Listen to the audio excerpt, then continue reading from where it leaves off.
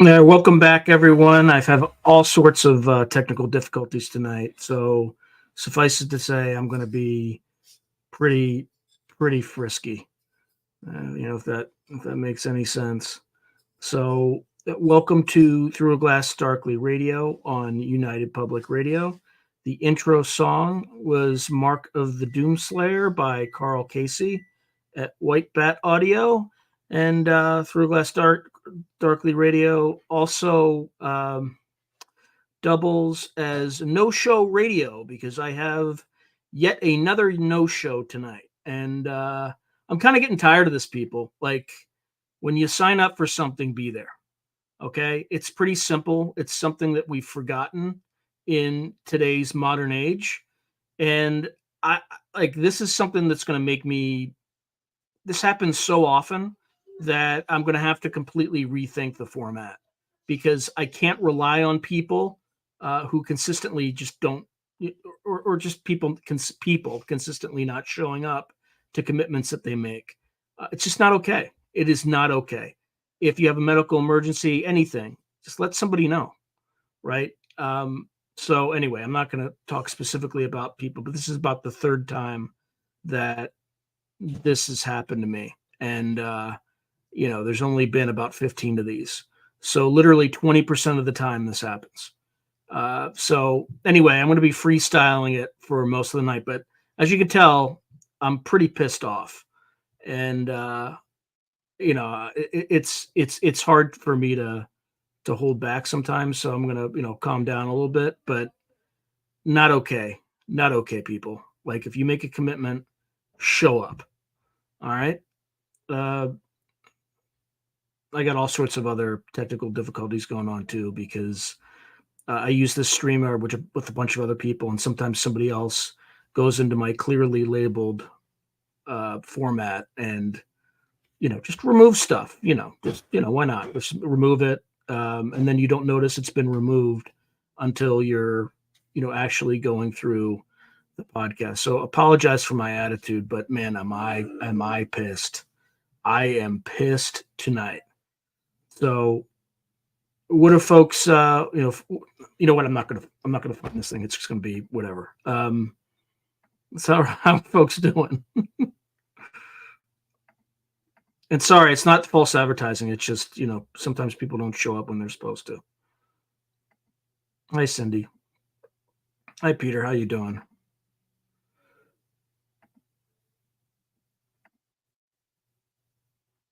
Yeah. So, I mean, who knows? Something may have happened. Maybe. Usually people just look at their calendars wrong. That tends to be the most common thing. Other times they get sick. When they get sick, usually I get some sort of a heads up, which is a little bit better. But I just don't like when I advertise that somebody's going to be on this, and then when people sign in to my live stream, they don't see that person. Like, that really, really bothers me. It really gets in my crawl, and because it makes me look like I'm lying to the audience, and I'm not. I'm just yeah. Happy Mother's Day, everybody.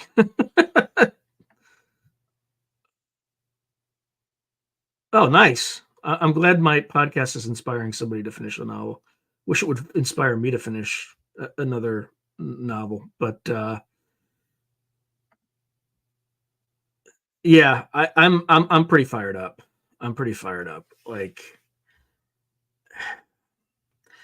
and you know what? I could kind of sense it was happening. Usually about midday, I will send a reminder to guests that we're going to be talking tonight. I only sent one about 48 minutes before, or about an hour before, 58 minutes before this was scheduled to start, and then I called. I did whatever. So maybe we'll have a guest. Maybe we'll not. Maybe not. I wouldn't count on it though. I think it's just not gonna happen. But I don't think any of it. I don't attribute any of it to malice. It's just I guess not everybody's as anal retentive as I am. I guess because I just don't. I won't. If I miss, well, at least let somebody know. This is probably just due to kind of just absent-minded behavior, most likely.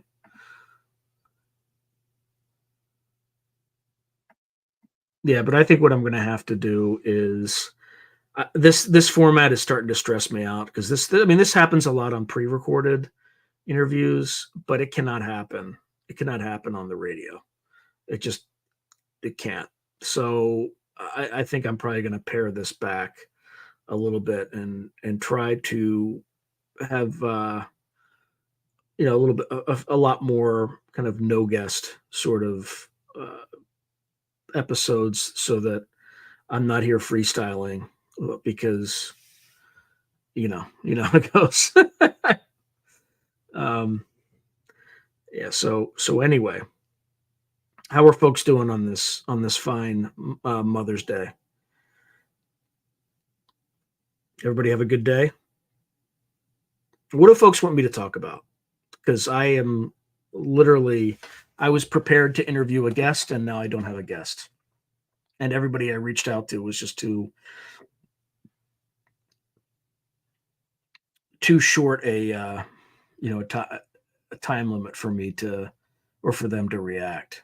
So yeah, I normally do. I have like Morehouse's phone number, but for some reason it's just not he's having issues with his Verizon account. So it just dials straight to voicemail, you know? So um but yeah, there's a bunch of other things too, just people messing with my settings and stuff like that. Did not Usually I try to get on about 10 minutes early and I find out that they changed my color scheme. They changed and it's just like, what are you doing? What are you people doing? Like, it clearly says that this channel is like the branding and anyway, just lots of,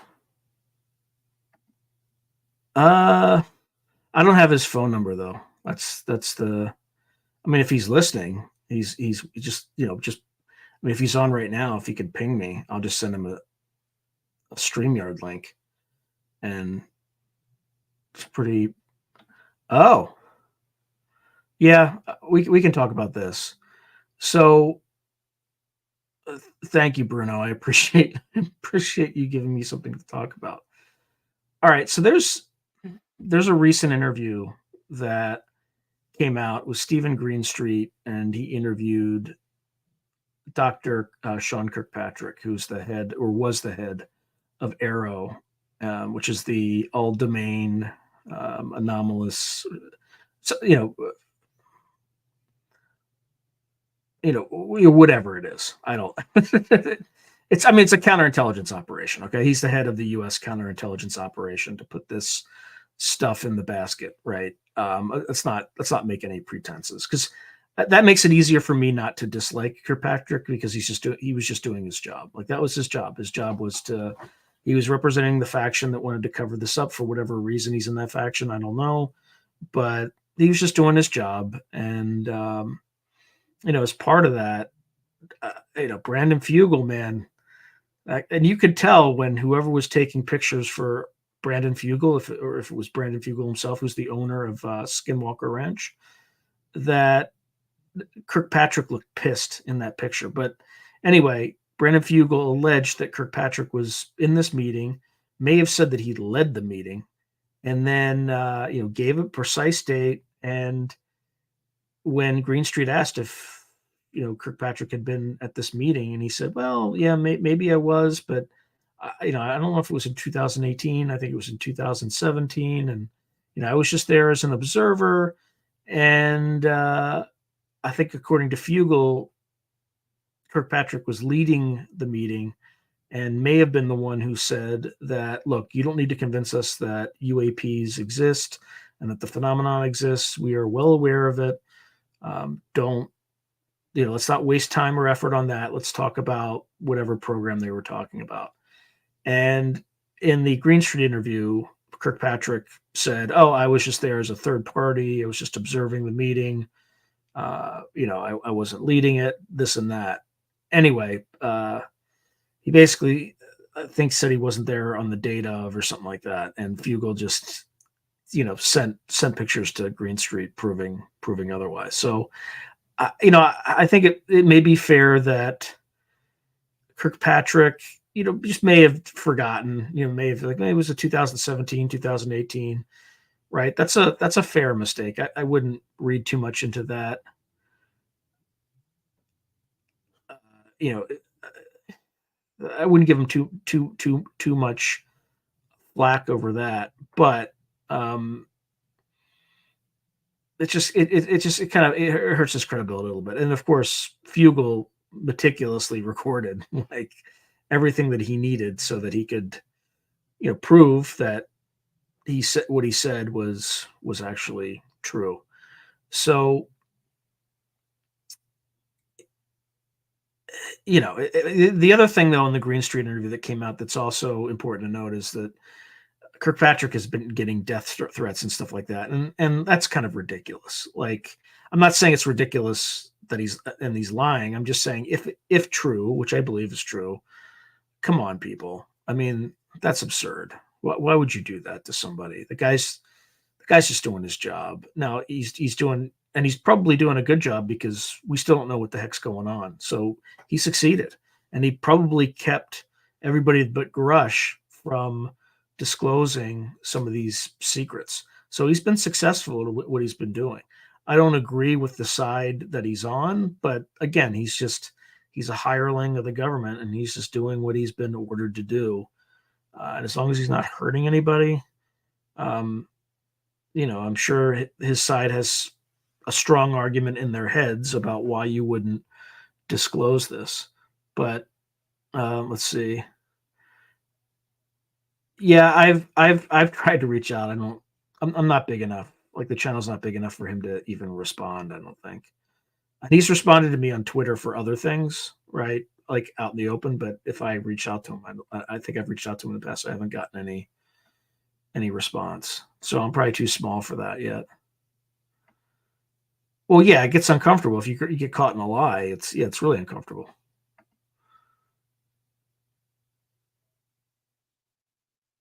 Yeah, well, that's the thing. Like, those, to be fair, he's an intelligence guy, right? It's not good to have your photo taken for any reason, right? So he could have been half a dozen different ops that, if his face is seen in that venue under a different name than some assumed name that he had on some op, right? That's bad. I mean, that's dangerous for him.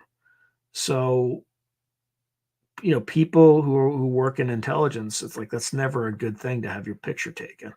So it's not that it's I wouldn't say it's a look of guilt. I would just say it's like a tradecraft thing. You don't allow that to happen, and he was probably annoyed about it.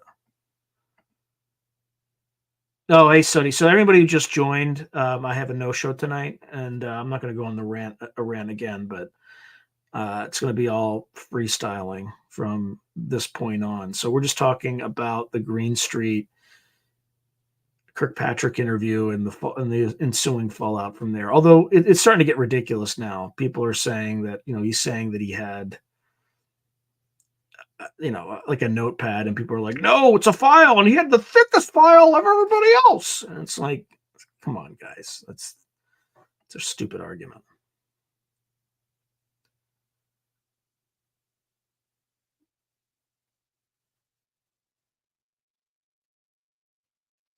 Yeah, yeah. Well, I mean, people like that who are in positions of power need to be remembering where they are. I mean, that's kind of what they get paid the big bucks for. Anyway, yeah. So the other thing that was kind of interesting. So I just did an interview with Frank Milburn on Kona Blue. So I think I pushed out some of the interviews. I didn't push out the Nathaniel Gillis interview. That's still going to drop on Monday. But I pushed out some of the interviews to push in the Kona Blue, since it's a little bit more pressing, let's just say. So Frank and I did 2 episodes on that, where we went through the actual documents as well as a number of other associated government documents associated with the Department of Homeland Security and things like that. And it's kind of interesting why that was the SAP that, and for folks just joining us, the guest that has been advertised has not shown up. So if he joins us, he joins us. But I wouldn't expect that. But I haven't heard anything. It could be that he just forgot and suddenly realizes and comes on, or it could be that I'm just freestyling it for 2 hours. So either way, I will change the thumbnail as soon as I get a chance, because I'm not into false advertising. So anyway, the one thing that we kind of determined, that the reason Kona Blue, that particular SAP, which was a prospective SAP, special access program, or proposed special access program, like PSAP is kind of what they call it in the lingo, is that it was never enacted. So it was never an official special access program. So the reason Kona Blue, or the reason folks or Arrow released it, is it helps discredit people who claim that they were working on ATIP or ALSAP and are aware of Kona Blue and things like that. I'm not exactly sure how that works, but the discrediting is, it was Kona Blue, and that program was reviewed by the Department of Homeland Security, and after a 2-year wait, they decided not to go with it. So everything you're saying is a lie, right? That's kind of, I think, what the intent of that is. So anyway, we did the kind of two episodes on Kona Blue, where we just went through methodically of what was going on. It seems to be that there are still craft around the world, and potentially in the United States, that are in areas that are very difficult to recover. So the Department of Homeland Security would require the resourcing to be able to go after some of that stuff. So imagine if you have a craft that went down somewhere in the Rocky Mountains into a lake, and at 10,000 feet, and there's no obvious place where you could land helicopters. There's no roads to access that place. Some elements of Kona Blue may have been able to provide, they were thinking about giving Department of Homeland Security the capabilities to do kind of crash retrievals. And I think as the DHS was looking at it, it suddenly became very, very overwhelming in terms of the capacity that they would require in order to do some of these operations, which far exceed what the Department of Homeland Security's mandate is. And again, it all started out, it was kind of like a cut and paste of the original program that they did at Skinwalker Ranch, which was ALSAP and ATIP. And then Kona Blue, that was for the DIA. Kona Blue was going to be for the Department of Homeland Security. And of course, they proposed it in 2011, which was only 8 years after the Department of Homeland Security was founded. So you have this relatively nascent organization that's still trying to get on its feet, and you're coming to them and asking them to do a special access program that involves, apportation, teleportation, temporal translation, aka time travel, space-time travel, dematerialization technologies, remote viewing, combined with more traditional technologies like remote sensing, which is the use of satellites and aircraft. So there was a lot of things that they would have to take on and would have to get comfortable with. And I think as a nascent organization, they ultimately decided not to do Kona Blue because of the potential reputational risk, as well as the potential bureaucratic blowback from getting in on a secret that was or have been traditionally or typically reserved for the military, frankly.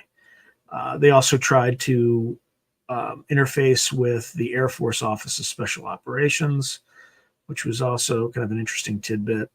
And they were also planning to do experiments in 3 primary locations. Skinwalker Ranch, which is pretty obvious.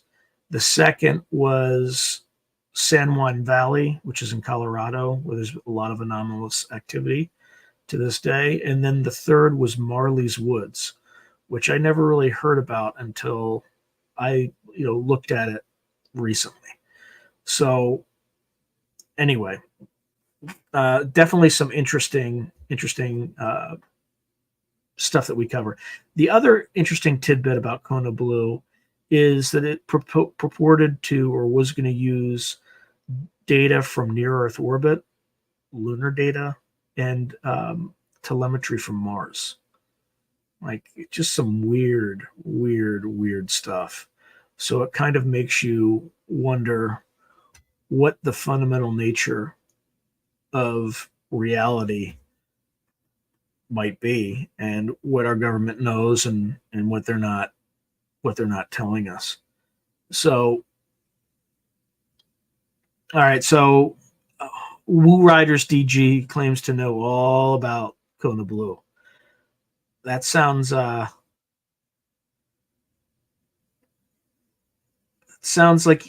you want to say something. So feel free to put it in the chat, and I will repeat it if it's good stuff, baby. I'd be very interested to know if you know anything about the inside. Yeah, I'm going to put it in right now.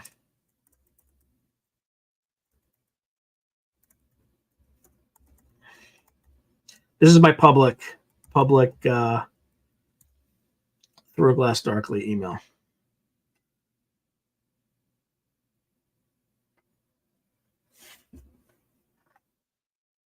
So if you have ideas for episodes and things like that, I don't check it as often as my normal email, but I definitely check it.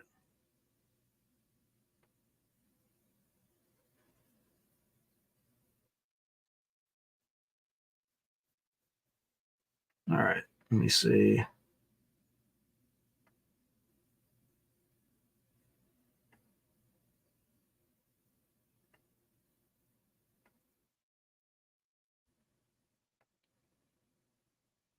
All right, should be interesting. Maybe Woo Riders DG knows something about the program that, maybe he's an insider. I don't know, or she. I don't know. I don't even know if he or she. So the other episode I just recorded. So it's a guy named Scott Roeder who appeared on News Nation. I don't know how recently he was on, but I've kind of steered clear of the Vegas entity thing, right? Where there's, a family that it's like a green meteorite that flew low to the ground near, Las Vegas. And, what was I going to say? So, it, flowed kind of, and then it was like a big boom, and nobody really knows where this thing landed. Apparently, they believe it landed in the backyard of this family, and this family reported seeing entities in the backyard. Now, the immediate debunkers went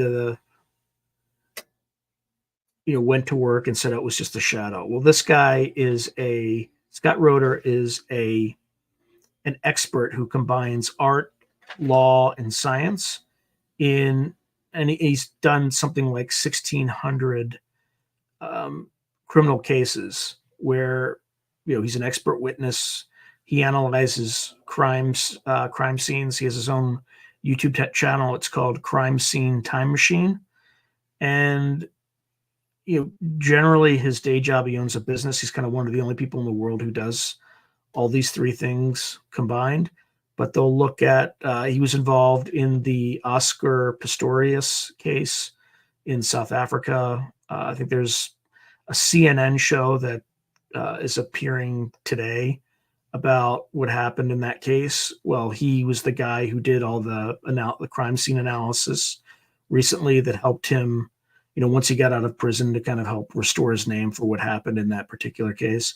So he analyzed the video, and what he uses is he has like a software package that has a physics engine in it, and he's able to do a vector analysis of objects. He can also do analysis of shadows and things like that. So all the debunkers said, "Oh, it's just a shadow. This thing that looks like it's a head standing above the gate, and it kind of looks like it's something that is, or someone that is cloaked." And he did this analysis. He's like, "No, there's something standing above the gate that is over 8 feet tall, and um, it's a legit video." Now, what that thing is, you can't speculate. But anyway, I interviewed him 2 days ago, and his video should be appearing maybe not next week, but probably the week after. As soon as I'm pretty close to finishing, uh, editing that video. But the other thing is that not only do we look at the Vegas case, we look at the alien autopsy video, we look at the alien interview video, we look at the Miami video. We don't really look at it, but we talk about that one. And then we look at, trying to think there's any other ones. And there's a few that people are starting to send him that he's analyzing. So I won't talk about those because I think he's on an NDA on one of them. And he didn't say anything that would violate the NDA on mine, but I want to let him kind of drive that particular discussion. By the way, for folks just joining, my guest is a no-show, may show up later, may not. I don't know. I haven't heard. But now I'm just kind of going through.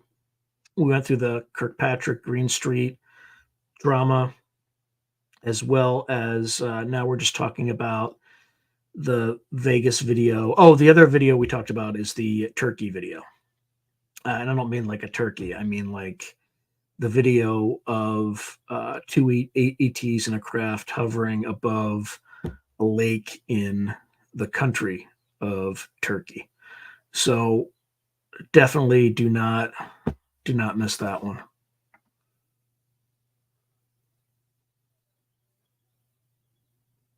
It's possible, Joe, and thank you, Joe. I appreciate your confidence. And just if you just joined, I was just repeating that. Unfortunately, I don't think Dr. Brandenburg is going to be on tonight. I think he probably got the times mixed up or something like that. So, yeah. So I could try to talk about anti-gravity and things like. Although we do get into that in Kona Blue, actually, I could talk a little bit about it. All right. So, and I'm not a physicist. I want to say that up front. But one of the interesting things about the Kona Blue documents is they were looking at they were talking about gravitational red and gravitational blue shift. Okay. And then they had there was some membrane, right? It's kind of you have like a circle, and then there was a, kind of like a dielectric or something between. And on the outside, it was kind of red shift. On the inside, it was gravitational. Sorry, on the outside, I think it was gravitational blue shift. On the inside, it was gravitational red shift.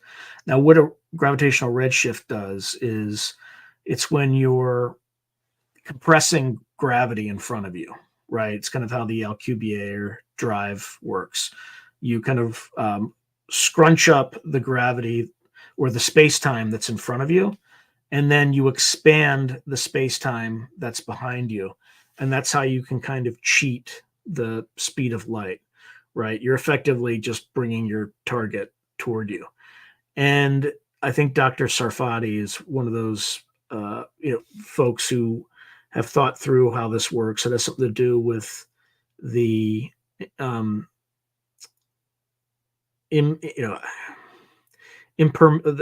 permittivity of there's like these two constants that deal with the electric field and the magnetic field, but just using those things by manipulating them in certain ways, and you need to have an AI so that you need a metamaterial. So the metamaterial was the dielectric thing I'm talking about that's circling. And the way that you power it is utilizing the Casimir effect or some aspect of the Casimir effect. Now, the Casimir effect is the one effect that has been demonstrated in an experimental setting, which seems to imply that there is such a thing as vacuum energy, 0 point energy, where there's tons of energy out there that you can just exploit. So presumably one of these craft or wormhole machines, stargates, whatever you want to talk about, would leverage that effect in order to generate the amount of energy. Now, I think Sarfati says you can actually do it with a low amount of energy. I don't know. I'm not a physicist, but this is if you actually need enormous amounts of energy, like some other physicists are saying.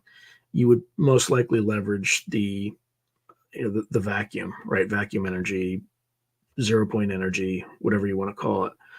So there was some discussion on that, but gravitational redshift is what happens. It's like the Doppler effect for gravity. Okay. So you're going to see at the leading edge of this, as you're coming toward the target, that's the gravitational redshift. As you're expanding space-time behind you, that's where you get the gravitational blue shift. Okay. Now, the issue with the gravitational blue shift is you're dealing with cosmic radiation, like all sorts of really bad non-ionizing radiation. And typically when a UFO or craft hovers, theoretically, the reason it's hovering, it needs to have an equal and opposite force to the Earth's gravity, but doesn't really need anything above it. So it's effectively expanding space-time beneath it. And when it does so, it's bombarding the Earth with this anti-gravity, right? Gravitational blue shift. And that's presumably why people who get too close to these craft have all sorts of radiological symptoms. And, that sort of thing. Let's see. I'm just reading Roger Claiborne's note here. Red hot, blue cold. Cold is denser, hot is expanded and less dense. Increasing pressure under wing, lowering on top creates lift. Yeah, maybe. But I think that's about the extent of gravity, anti-gravity. I couldn't tell you how many people say gravity doesn't exist, gravity's not a force, anti-gravity doesn't exist, anti-gravity's not like people really get on a prior Dr. Brandenburg episode. It was really, people take semantics really seriously sometimes, right? So, I'm not gonna get into it too much, but I don't know a ton about it. I'm just kind of repeating something like a parrot. So if you ask me any questions about how gravity, anti-gravity works, I'm gonna wither and die in sheer ignorance. In fact, what I said, I'm sure I've made half a dozen mistakes in what I said, and maybe I don't understand it correctly. But I think my personal view is this stuff is probably a little bit easier than folks realize. And I think anytime somebody gets close to it, somebody shows up at their home and declares that their work is now the property of the United States government and seizes their patents, and then that's it. And they're told never to work on it again. So now, whether or not we actually have something that's working, who knows? My sense is that you probably need to make so many dynamic changes in nanoseconds as you're, navigating through space-time, that you probably need an AI to do it. A human would just wouldn't be able to have the computational capability to constantly morph. Because I think you have to actually morph the shape of your craft in order for this to work. Because if you're bending space-time, presumably your craft is also bending space-time, or your craft is part of space-time, so it's also probably bending in some way. So just keeping the integrity of the hull. Yeah, and again, I might not even. Um, I don't think we understand it well enough. And Sarfati would probably slap me on the knuckles, rap me on the knuckles for half a dozen things that I said improperly. But anyway, I think there was some discussion in the Kona Blue documents about things like that, technology like that. But the Casimir effect is a real thing. Look it up. And exploiting that is the holy grail of physics, or one of the holy grails of physics.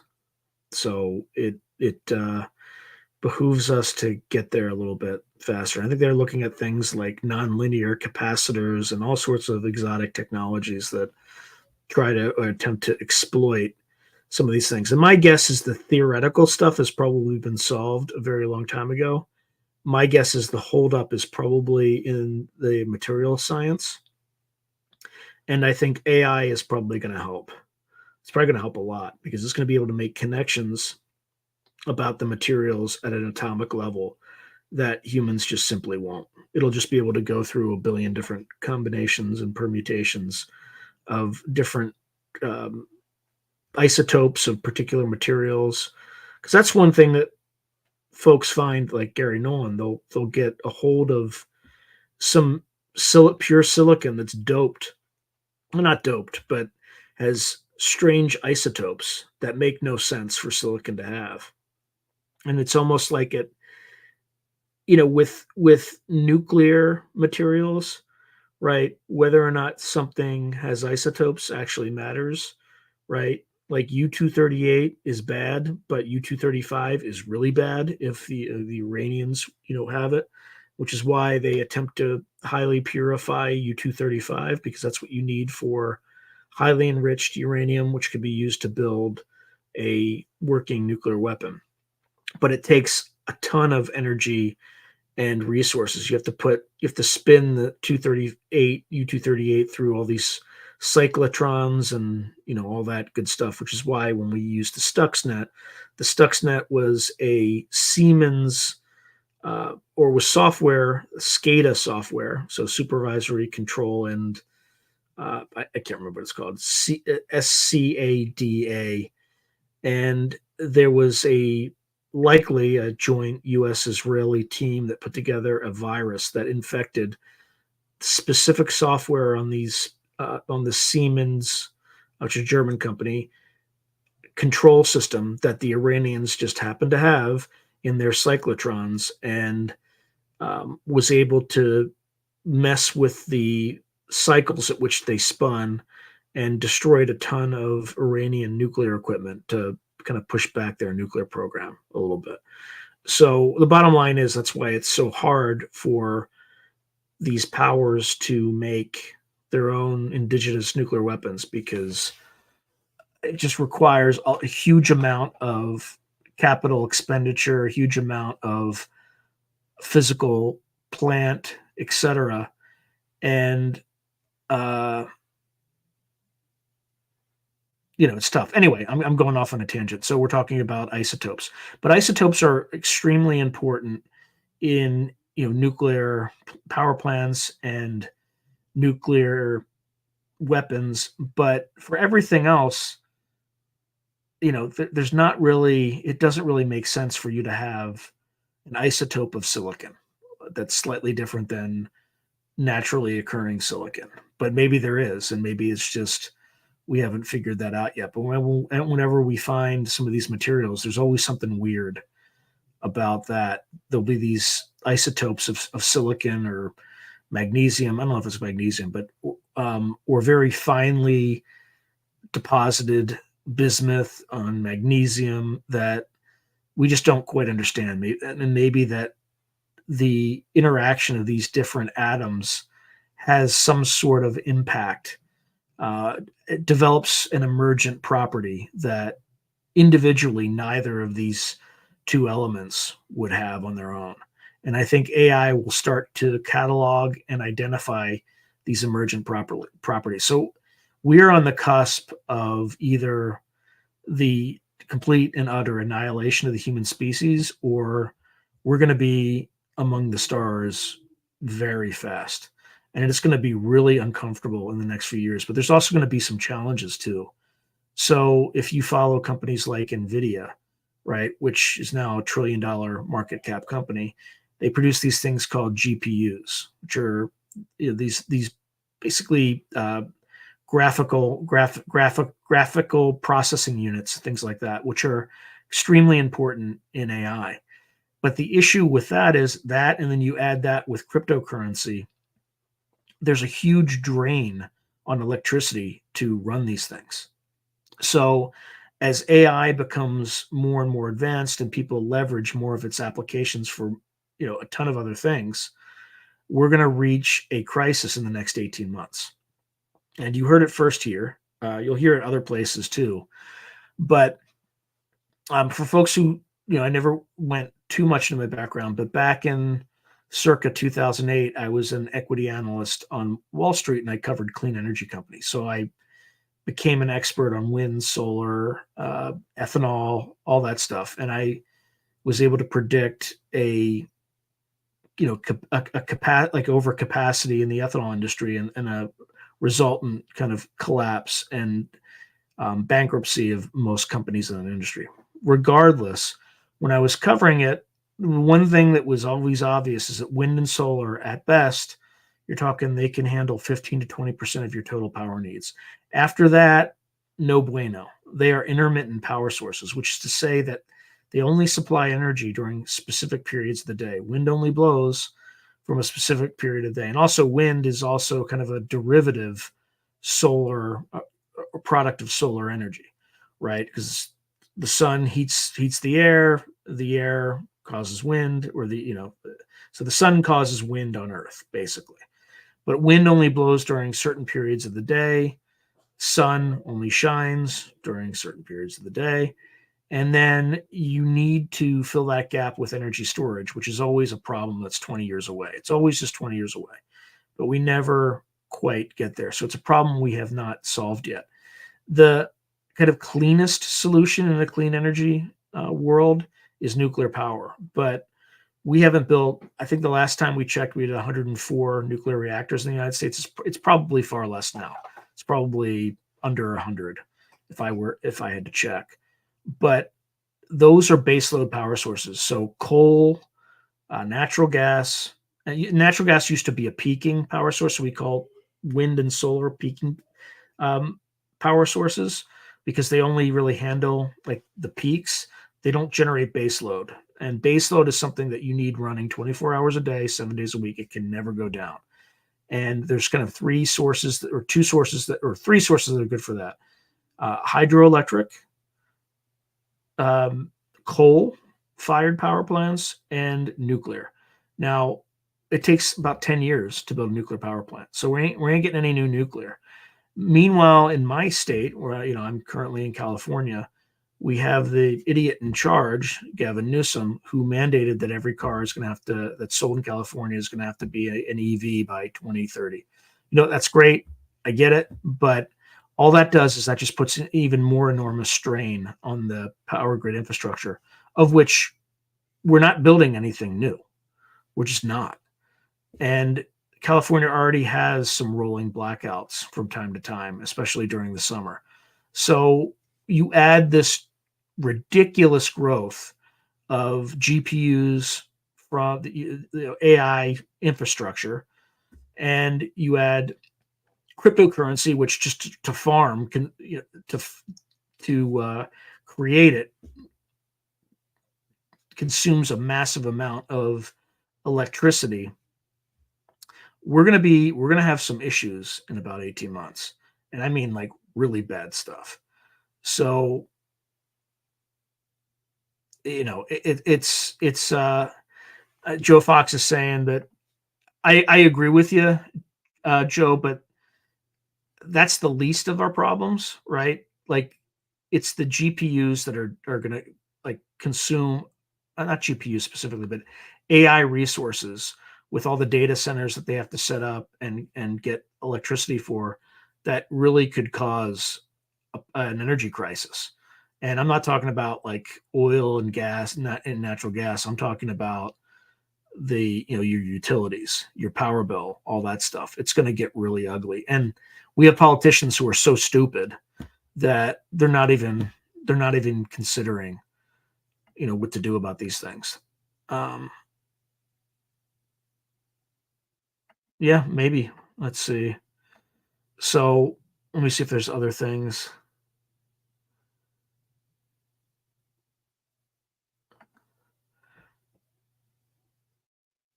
I mean, what do I think of the startup that will put up satellites that reflect down to solar panels? I mean, there's going to be something in between, right? So I, I don't know what the second and third order effects are going to be. It could be completely safe. It could also be that you're nuking birds out of the sky and, boiling aircraft that just happen to fly into those into those rings like a microwave, like cooking people on a flight like a microwave. I'm not saying that's what would happen, but these are the things I'd want to ask questions about. Hey, I appreciate you, Na.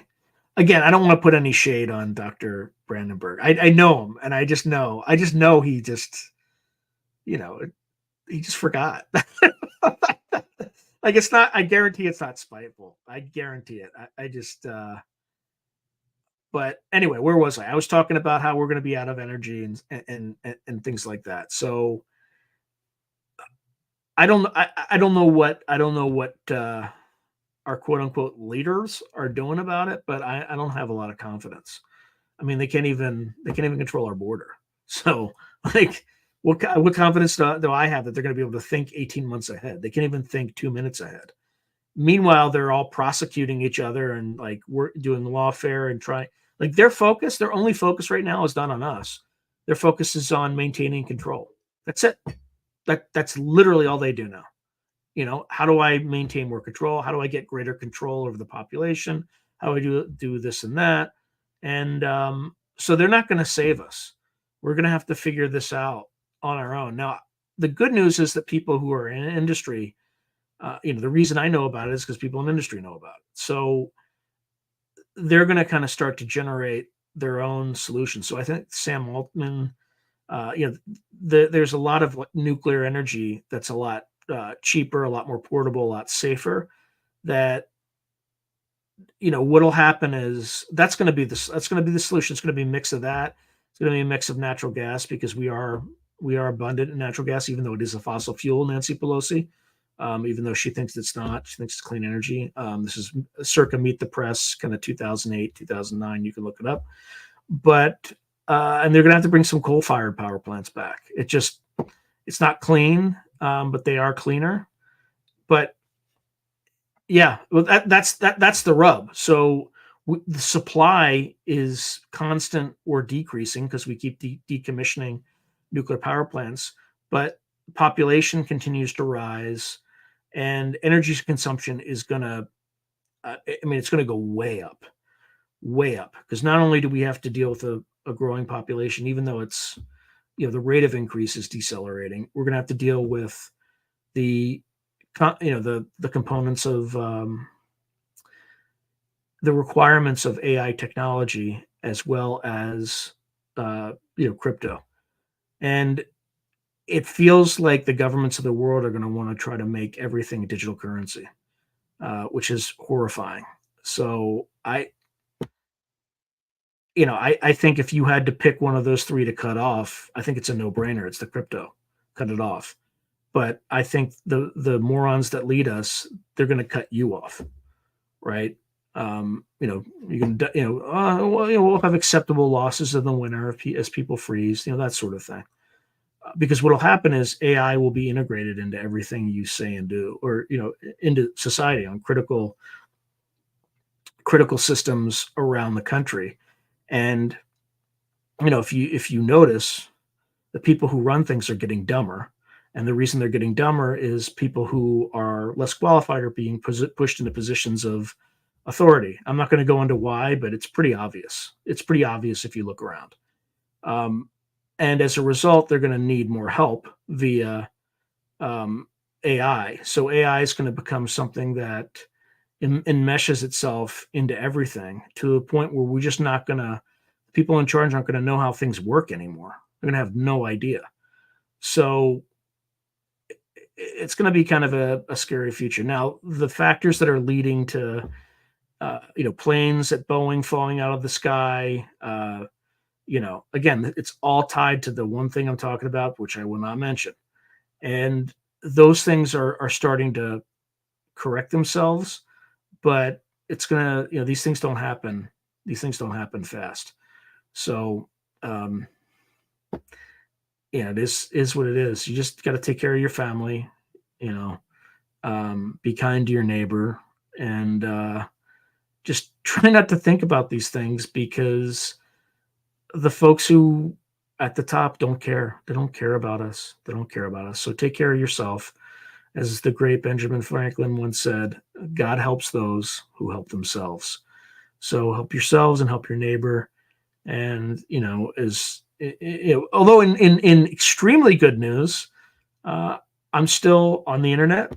I still have power. We didn't have the coronal mass ejection that everyone was hyping up for this past Friday. So yay! Some people got to see the aurora. Uh, if they live kind of close to the north, I saw nothing, and I live in kind of, it's called Northern California, but it's probably mid California because it's near. I'm kind of parallel with San Francisco, or at the same longitude, latitude. I can't remember. Same parallel as San Francisco. So I imagine that I would have. I did not see it, but people I think farther north than me in California might have seen it. So if you saw it, good for you. And it's great that our electrical systems did not come down, and the country, 90% of the country didn't starve in the month to follow. So yes, we got really lucky. Let's see. Let me see. Anyway, my. By the way, I gotta. So if hold on. So Justin, yes, yeah. The problem with hydro is it depends a lot on weather, and in places like California, if you are in a drought, you're it gets a little harder. And by the way, they're closing a big hydro plant because it was doing something to the salmon population. So I, they're probably, I mean, their mind's in the right place, but if you're deciding between humans and salmon, I'm sorry, salmon. I mean, that's kind of what our leaders need. Those are the tough decisions that our leaders have to make. But apparently, our leaders said salmon were more important. So, oh well, these are the people who are. These are our. Well, they're not. They're definitely not our best and brightest. Clearly, because our best and brightest don't go into, don't go into Congress, don't go into Senate. Although, if you wanted to make a fortune, I highly recommend running for Congress. Here's the plan: you run for Congress, okay? Then you get on the House Appropriations Committee, okay? And then you just kind of figure out which company's gonna win the next contract, and then you can buy options. You can buy call options, just like on the date of because it's completely legal for you to do insider trading as part of Congress. And then when they hit, and the FBI shows up to your house and be like, "Hey, were you inside?" Of course, it's legal. I'm in Congress, right? So you could make a fortune. You don't have to do your job. You could just be there for 2 years.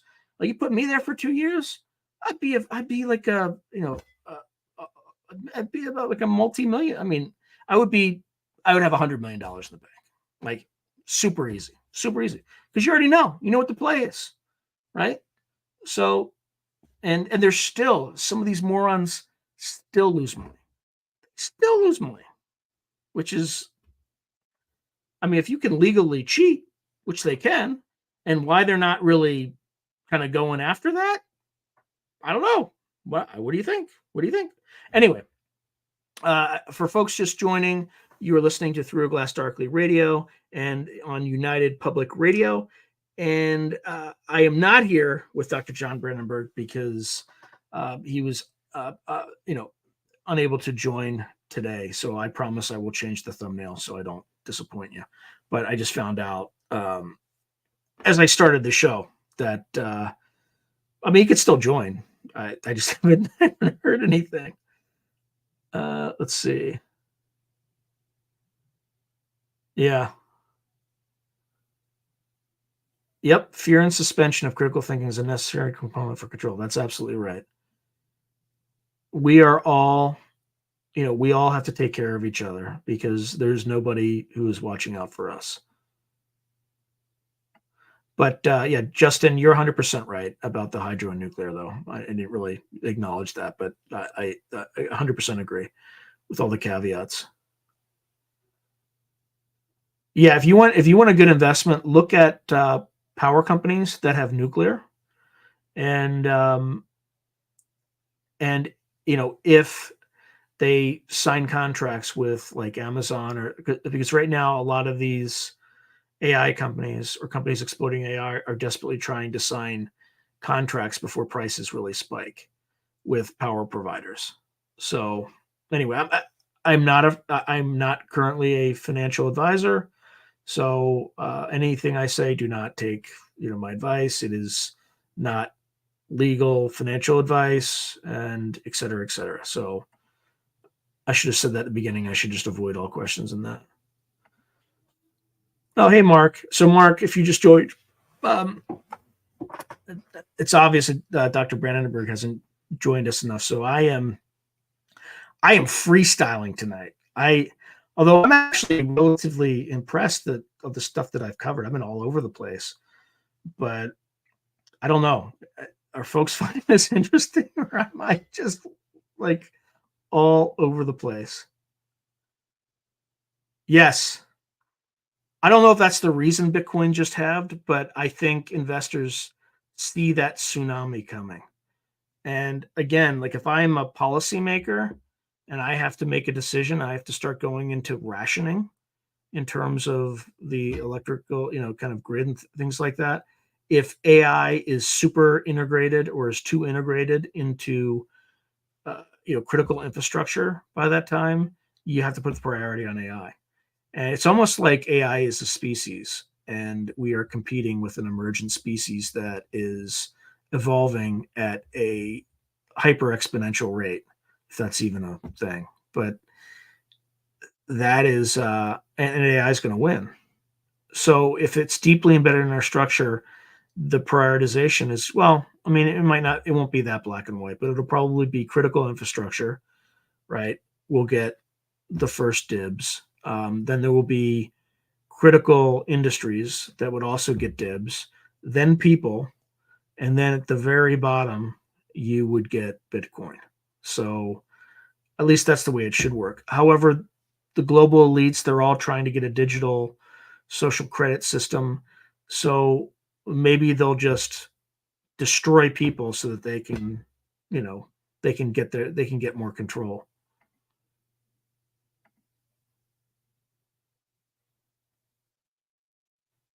Say more. How is AI like a jar of sea monkeys, Joe? Not that I doubt you. I just don't. I don't think I'm thinking about it correctly. But it's gonna be some interesting times. Brian Bowden. Okay. Yeah. What does Brian Bowden do, Woo Rider? So folks who are listening on the radio, I'm just getting a guest who's mentioned. Brian Bowden.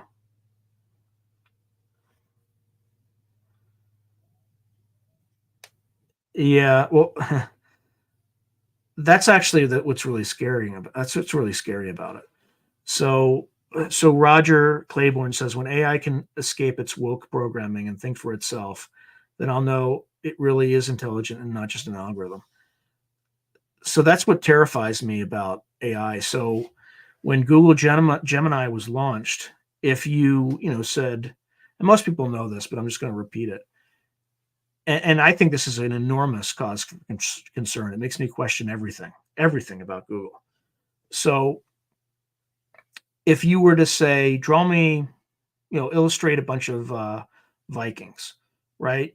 Uh, you would have Asian Vikings, Black Vikings, Hispanic Vikings, Indian Vikings, never a white Viking. Then you would say, "Hey, draw a white family," and it would kind of give you an error. It would say, "I am programmed to be diverse and to show diverse peoples, and that would be against my programming," and blah blah blah. And then you'd say, "Show me a black family," and then it would show you the most racist, stereotypical black family you could possibly imagine. Okay, uh, but then you would ask, like, well, show me an 18th century pope. So it would show a black pope, an Indian pope. Uh, just factually, there's never been a non-white pope in the history of the Vatican. So just so you know, but you couldn't get it to draw one. So the reason that's terrifying is that when you're doing a search on Google, that sort of logic is probably embedded in the search algorithm, which is horrifying because if you take this two steps, further, you're training the AI to systematically discriminate against the plurality of Americans, right? And what happens if you start to seed more and more behavior? It's actually pretty terrifying, and people aren't calling this out. People aren't talking about it, but they should be. So, Google kind of pulled it for a little bit to try to fix it, but it's like a mind virus, and there's already kind of lawsuits coming out and things like that to correct companies that, I mean, Activision, for instance, there's a woman who was bragging about having a 20-person team and was very happy that she didn't have any white people on it. Right? That's straight up illegal. I'm not going to rant about it, but it's straight up illegal.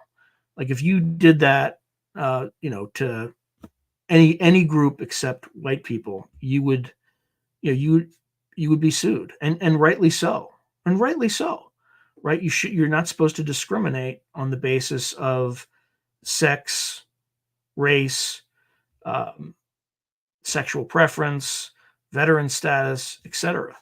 So the pendulum has swung way too far in a dangerous direction, and the problem with training AI in this manner could have lethal consequences 5 to 10 years down the line, right? If they're legally discriminating on jobs 10 years from now, when they're or 5 years from now, or 18 months from now, when they don't have power, right? You might they might just say, well, preference goes to communities of color, right? For this power, right? So you're starting to decide life and death based on something as superficial as skin color. Not good, not good at all. So anyway, it's really frightening the way this is all going. And I'm not going to say too much about it. I'm just trying to be calm and rational about the implications of some of the insanity that's going on right now in our society. Right. So anyway, this is a terrible. This is a good example. But look at our Secretary of Defense. Right. He's not there because he's competent. The guy disappeared for a week and nobody noticed. Right. How are you running the Pentagon and nobody notices you're missing until after the fact? So you're not doing a good job. Obviously you're not that essential. Somebody else is in the background doing your stuff, which is horrifying. Anyway, I'll just leave it at that. But again, I'm trying to be rational about this. I'm trying to just talk through some of these implications. Yeah, well, there's also a bill that Congress passed that's not good either. But I'm not gonna go into that. Right. Um,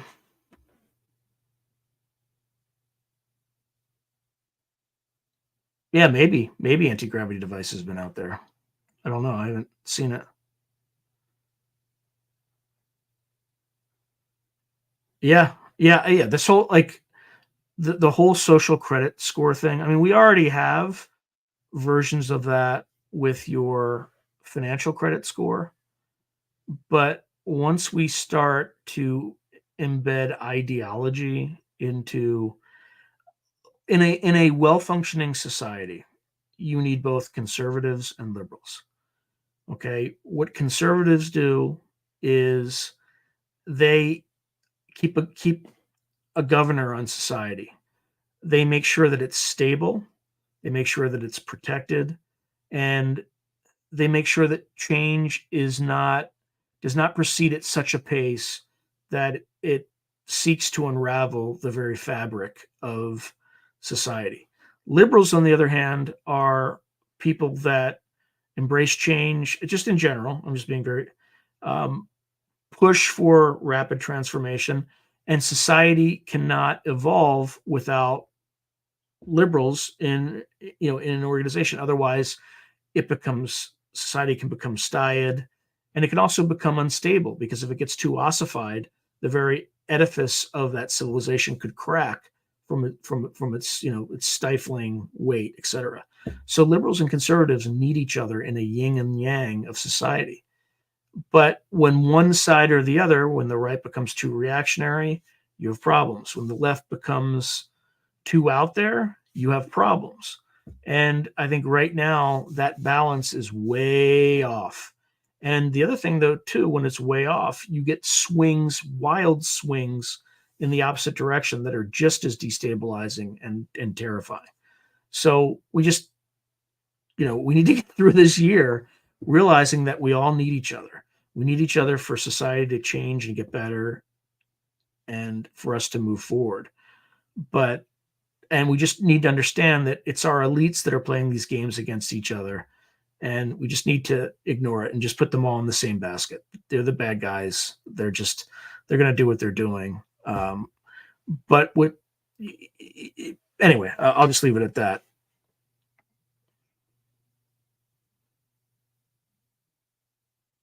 Yeah. Yeah, I'm not going to get into restroom stuff. Yeah, Peach, I don't think he realizes he's missed it yet. My guess is that he like went to sleep or something like that. I don't think it's any I don't attribute any malice on his part. He's been great. He has the best episode, that not best, but the most viewed episode that I've ever had is a John Brandenburg episode by far. Literally, it's almost like more than it has views that are more than 20% of my channel. That's how like well watched it was. So I'm at, like John's always going to be welcome. It's just something happened. In fact, when I looked at the invite that he accepted, it was in for some reason it came back in like GMT, like Greenwich time. I mean, it's the right time. It's the right Central time is where he is, but in kind of Greenwich time, it looks, it's actually tomorrow, right? Like right now, it's tomorrow in Greenwich time. So he probably thinks it's Monday night, is my guess, or Monday afternoon. So that's my best theory right now. I appreciate you, Joe. Thank you. Yeah, usually I get pretty terrified when I have to freestyle, but I somehow manage. Oh man. That okay, so Neuralink. Oh, so up front, I have not done any extensive research on Neuralink. So I'm completely ignorant on it. But I can talk about conceptually what I think of it.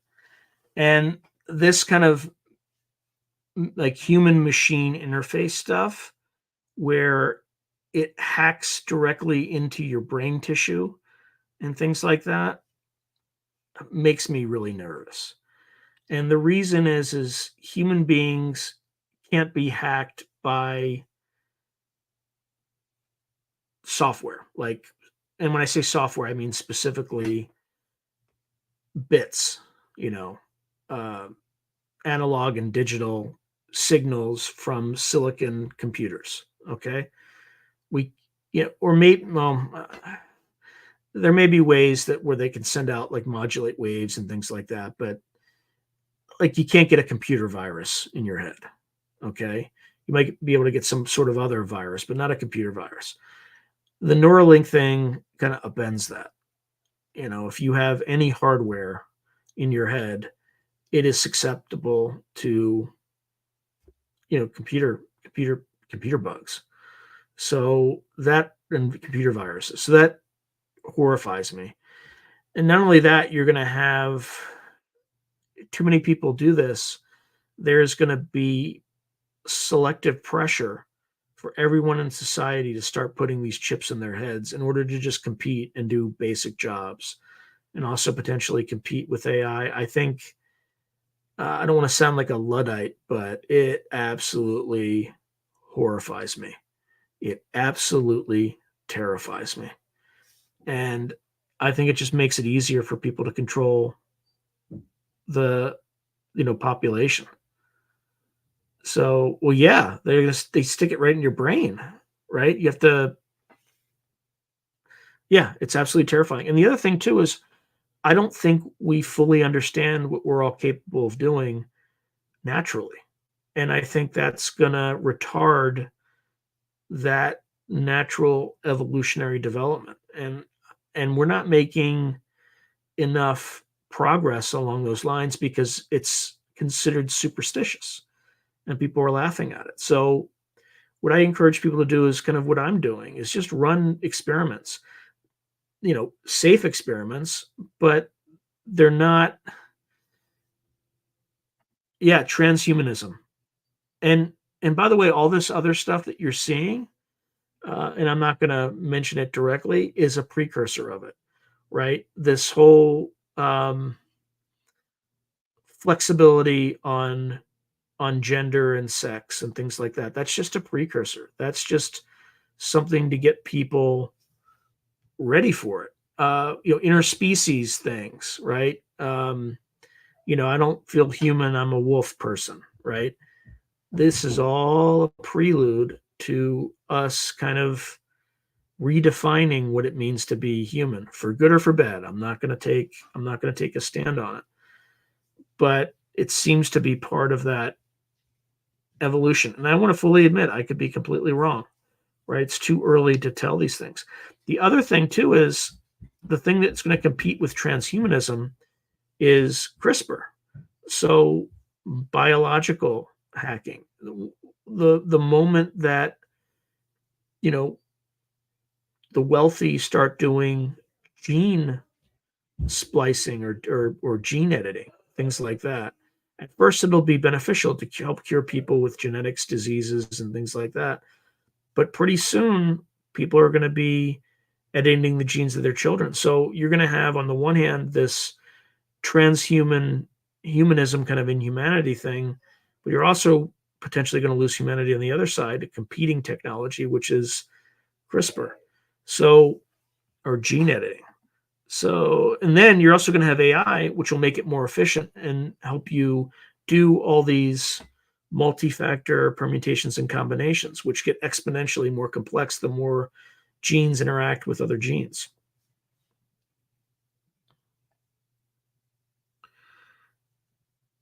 Yeah, but I mean, you got to be able to do some other crazy stuff with that. Yeah. But you know what? It might also be part of our natural evolution, right? Um, so we're getting hit with a number of different technologies all at once, and it's going to be a pretty scary time. I mean, um, you're probably not going to need soldiers for that much longer. You're going to have robots, right? Androids on the battlefield, unmanned ground vehicles. I'm surprised we haven't seen more of them in Ukraine right now. And a human is just going to kind of be herding them a little bit, right? Just making sure they go in the right places and all that stuff. But it's going to get really scary when some Muldoon in the government says, I think we can put one of these AI things on a nuclear warhead. That way, if everybody dies, the AI will make the right decision, right? And if the AI gets the wrong signal, it's not like a human. It's like, that doesn't, something about my intuition's telling me not to press the button, right? AI is not going to have that. They're just going to launch. So, and there are many cases during the Cold War where if you replace the human with the AI, we're not here. We would have been annihilated. So we're, I don't want to, we're entering into the best of times and the worst of times. And it's going to be pretty chaotic, I think is the right word, over the next several years. But again, Lynn Buchanan saw this, right? Between 2020 and 2040, a series of human man-made natural disasters would potentially wipe out 3/4 of the human population. I don't necessarily believe that, but I could easily build a science fiction scenario that would easily achieve that.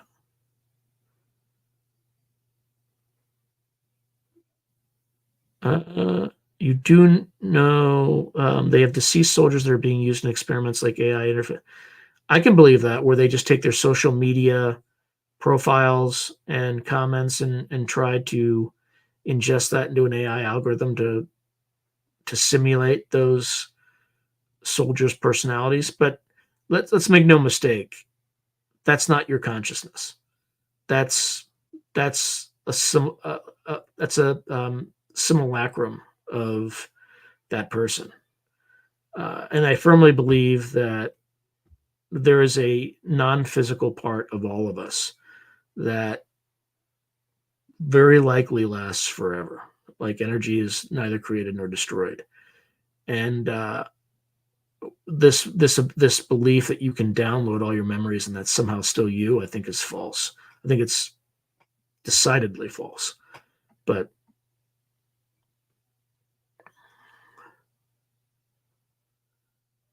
yeah, that's right. In fact, Roger, you raise an issue that the extremely wealthy are contending with right now because they all have these bunkers and things like that. And their biggest concern right now is if the world ends and and institutions fail and die, what's going to stop their security from taking control? And my answer is nothing. If you were Zuckerberg's security and there was no longer a civilization that you were a part of, would you want him to be your emperor? Especially if you're kind of a retired Navy SEAL and could snap, somebody's neck like a pencil. There's no way. You would be in charge very quickly. So, as Roger is saying, brain chips would be a great way to keep the elite security from turning on them. Yeah, you may have solved their problem, Roger, but good luck getting, hiring somebody for what they pay those guys and expecting them to take in a brain chip.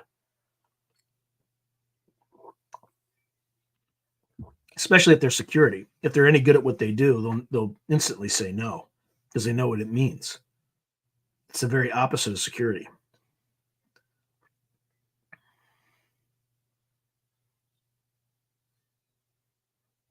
Interesting.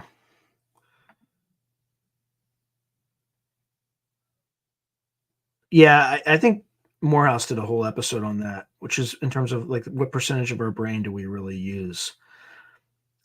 I think there's probably, I think our brains are akin to like a laptop, and the information that we get is akin to the cloud, right? There's ideas and thoughts that don't necessarily come from inside, that come from somewhere outside, either from some sort of greater consciousness that we each have. Some of it might be from benevolent entities, and some of it might be from entities that are not so benevolent and malevolent, let's call it. And our roles here are to kind of sort through and make the right decision. Again, I don't know that for a fact. I just think, given what personal religious beliefs and kind of everything I've learned in doing this channel, I think there's something beyond the physical out there, and as I was saying earlier, we all need to experiment with some of these natural technologies in a way that makes each of us safe. But I think I mentioned today on my community tab about an experiment I ran where my daughter had lost her hearing aid, which she routinely does, and typically it's just in the car. And it makes me really nervous every time because if she loses it for good, they're extremely expensive. So rather than get caught up in all the stress of that, I just kind of just thought through. Oh, hold on. Let's see. Bear with me here. I might be John.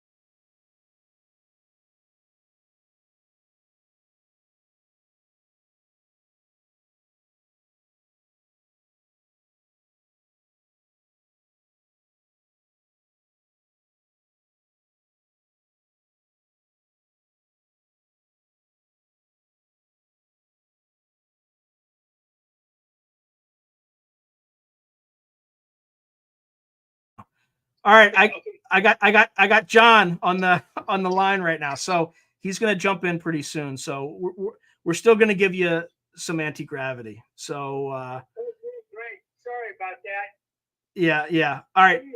I'm confused about space time. So by the way, folks, it was exactly what I thought it was. It was listed in GMT time, so he thought it was tomorrow. So I told you, it's all going to work out. So you're going to get some Johnny Boy. You're going to get some Johnny Brandenburg. Johnny Brandenburg. Like I promised. So, all right, I'm reading the. Let's see. Okay, hold on. Okay, StreamYard. Okay, I got it. Hold on. All right, let's see. Let me look dignified here. Let me put a hat on so my hair won't look like it's flying all over. I don't want to look like a crazy man.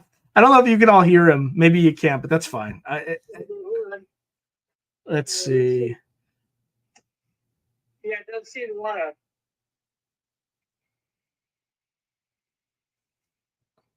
Okay. Yeah, hold on a second.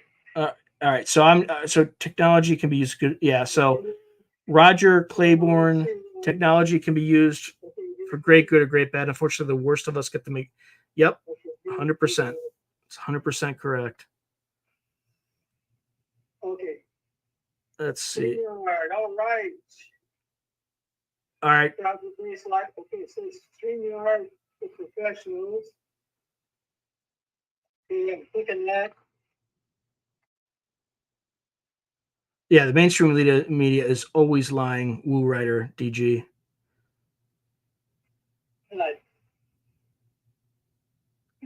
Yeah, Joe, I think we'll be fine. See, I was screwed up on D-Day, you know. It's all right. Are you almost on, John? Let's see. Yeah, I clicked on it. Okay, it just says it's giving me the generic StreamYard. Here, let me try something else here. Yeah, I agree with you, Roger. Okay.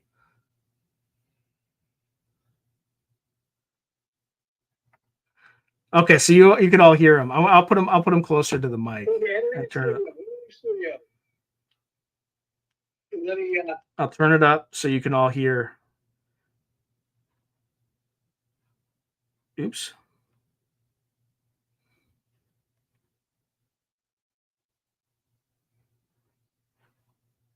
Nah, I think I hung up on him. Of course I did.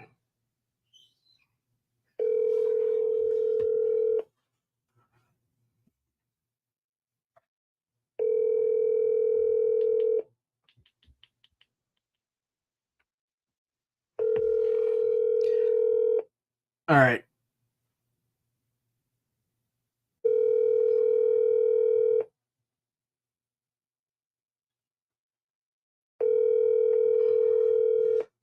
All right. Well, hopefully it just joins. Oh. Hello, this is Dr. John Brown. All right. It's just not going directly to him. That's all right. Hopefully he figures it out.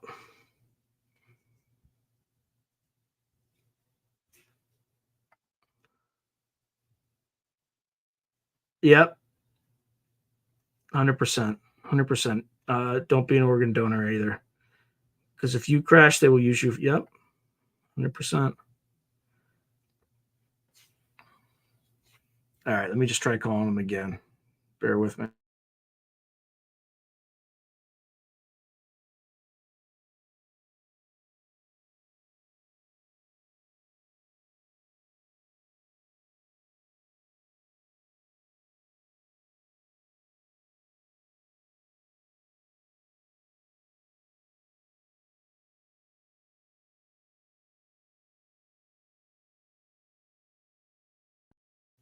There we go.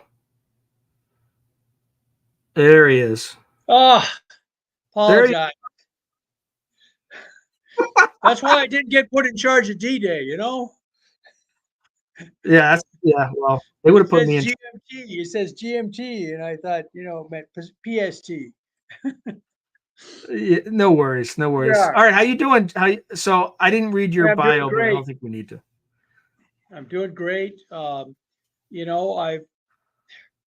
believe I have a fairly basic but effective theory of quantum gravity now.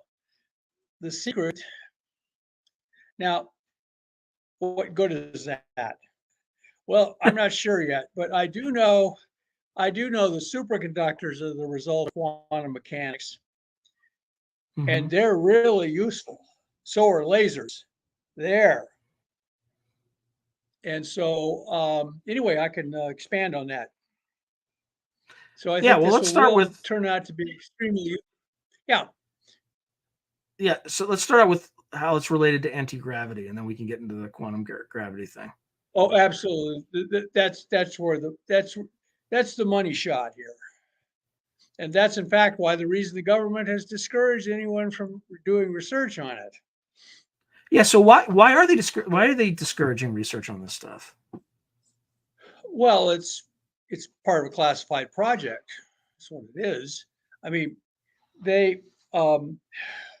Einstein himself, he worked on unified field theory for the last 30 years of his life, and he pardon me a second.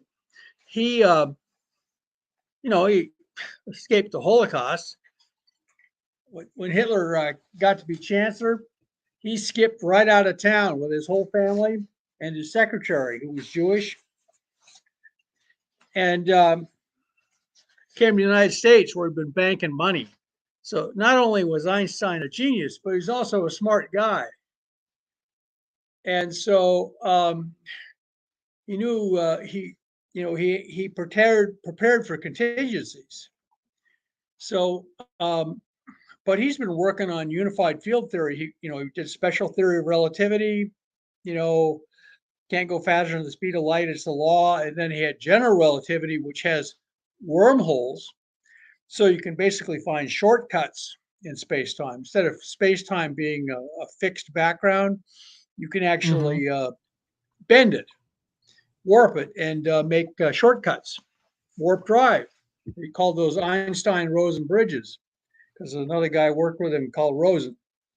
So he brings this stuff to the United States. Now he's obsessed with the idea that gravity and electromagnetism, because they follow the same force law, 1/r² law.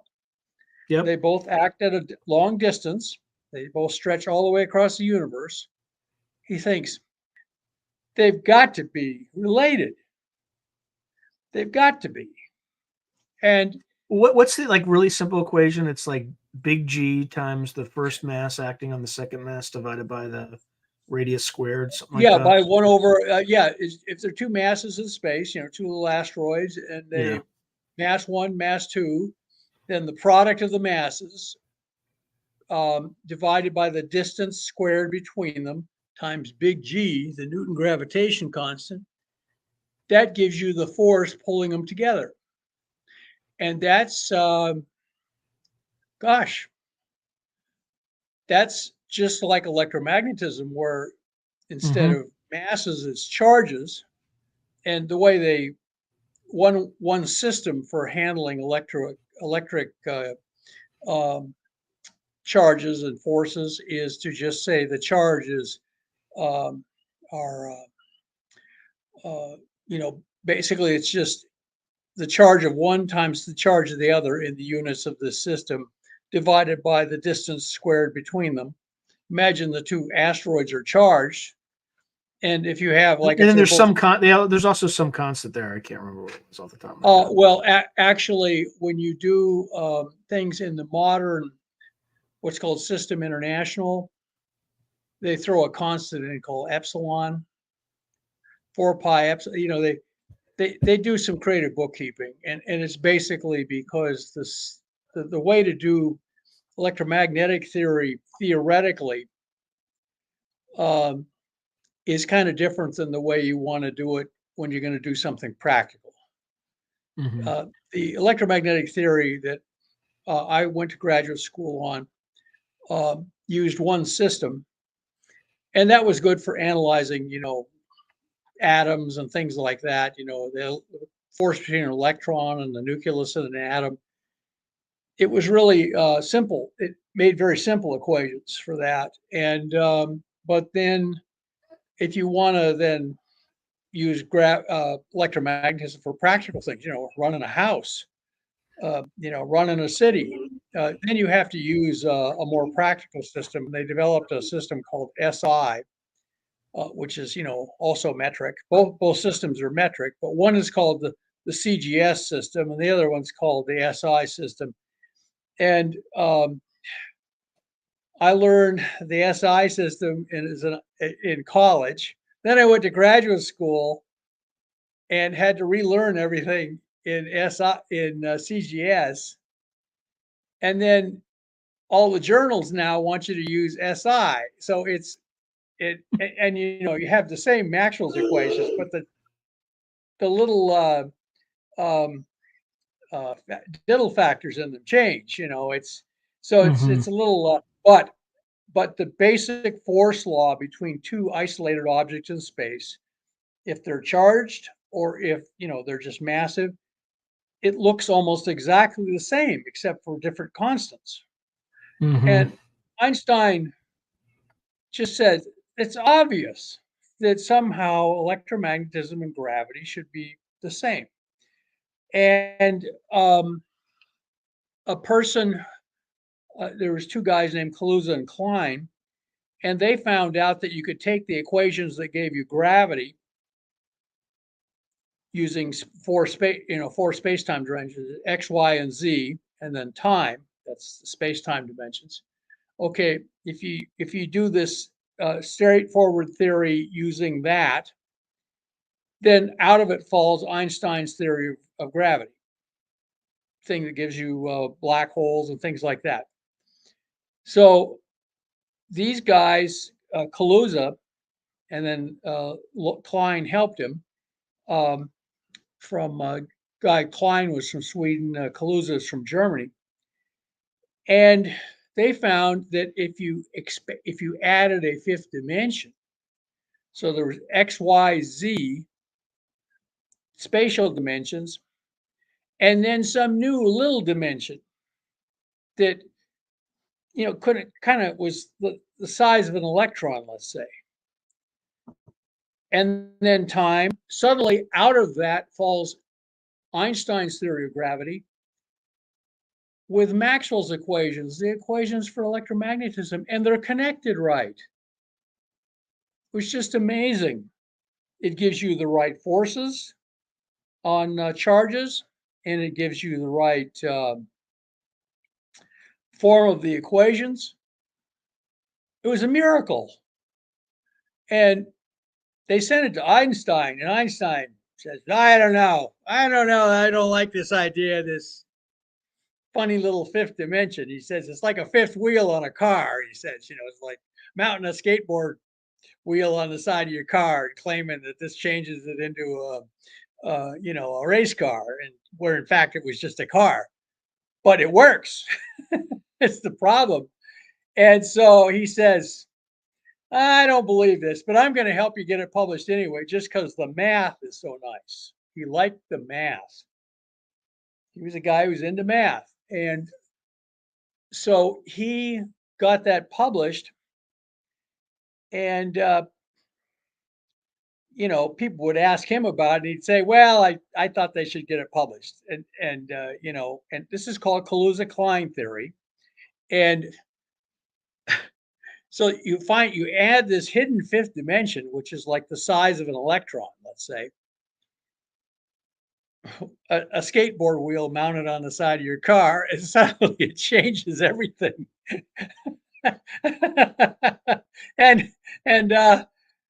So Einstein was kind of grumpy about it, but then he decided later that this was actually a good idea. But Einstein's problem was he didn't like quantum mechanics. He says, God doesn't play dice with the universe. I've had imaginary conversations with Al, and I say, Al, God maybe doesn't play dice, but he does own a casino. Come on. And so what I did, and the other thing that Einstein did, he simplified the universe. He said all of this stuff, cheeseburgers and stuff like that, that's just a distraction. He says, gold, silver, those are complicated nuclear stuff involving the nuclear force, which is short range, and the weak force, which is radioactive force. There's a short range. He says, we're not going to worry about that. We're just going to worry about how the hydrogen universe is 99, when it was born, was 99% hydrogen, they estimate. So he just says, all we got to do is figure out where the proton and the electron came from. And he called that the two-particle paradigm. So all he cared about was two particles. Now, you got to remember, the rest of physics, they're going gaga over all these charged subatomic particles. They're building these big atom smasher electron, and they're making all of these things, but none of them last more than a millionth of a second. Hydrogen is the only thing that, the only simple particles that hang around, and they both got electric charge. I mean, the neutron, you think the neutron, you say, well, what about the neutron? Well, the neutron, if you put a bunch of neutrons in a box and look in there 20 minutes later, it's all hydrogen. They pop like little firecrackers, and they turn into hydrogen, an electron and a proton. You can almost look on the neutron as a compressed version of hydrogen. So, and it's unstable. Outside of the nucleus, which helps everything get held together, the neutron is unstable. So 99% of the matter in the universe, at least based on their estimates of how the Big Bang happened, started out as just electrons and protons, hydrogen. And then, of course, the stars cooked the hydrogen into bigger and bigger elements, all the way up to uranium. But, they made helium out of the hydrogen, and then they made, believe it or not, carbon, oxygen, and nitrogen, which is what we're made out of. Human beings are made out of the most common elements in the universe, aside from, we're also made out of hydrogen. And so there's nothing special about us. And that's one reason you can argue that we can't be by ourselves. There's nothing remarkable about us. It's like people tell me, oh, the human race is so unique. It's like, and they show me this jewel thing. And I go next door to a 7-Eleven, and there it is in a gumball machine. I can buy this jewel they found. Somebody sold it to them for $1,000, and I can get it out of a gumball machine. It's just a piece, like a colored piece of glass. And so, so, so if you just look at the universe, like 3/4 of the universe now is still hydrogen. The other 1/4 turned into helium, and then little by little of it, the other stuff. So this is a pretty good approximation to the universe. Einstein says if we had a big bang and it made hydrogen, the rest is details after that. We won't worry about it. Because he says when you make hydrogen, somehow that unifies gravity and electromagnetism in that moment. But he came to the United States, and World War II happened, and he was considered kind of a flaky character politically because he, hung around with some communists in Nazi Germany, and well, they were the opposition. Who else is going to fight Hitler but a bunch of communists? So they wouldn't give him a security clearance. Here he is. His Well, I mean, Nobel Prize. Germany at the time, it was like heads you lose, tails we win, right? Like there's no exactly. And so he'd gotten the hell out of Germany with his family. He'd written a bunch of books and made some money, and he banked it all in the United States. This guy was really a wise guy. So he's sitting in Princeton at the Institute for Advanced Study, and he's working on this unified field theory all through World War II and stuff. They asked him some questions about, stuff for the atomic bomb. He says, "What's this for?" He didn't even know the atomic bomb project existed, and when he started asking too many questions, they said, "Einstein, Al, you asked too many damn questions to be part of this project." So they shut him out. They didn't tell him anything. So he's at the Institute for Advanced Study, and Oppenheimer ends up running the atomic bomb project. And then, then we won the war. They dropped the bomb. It worked. Everything was fine. It was a big success. And, Oppenheimer is, he's a kid from a rich family in New York. He's Jewish, but, he made the bomb to drop on Nazi Germany, not on Japan.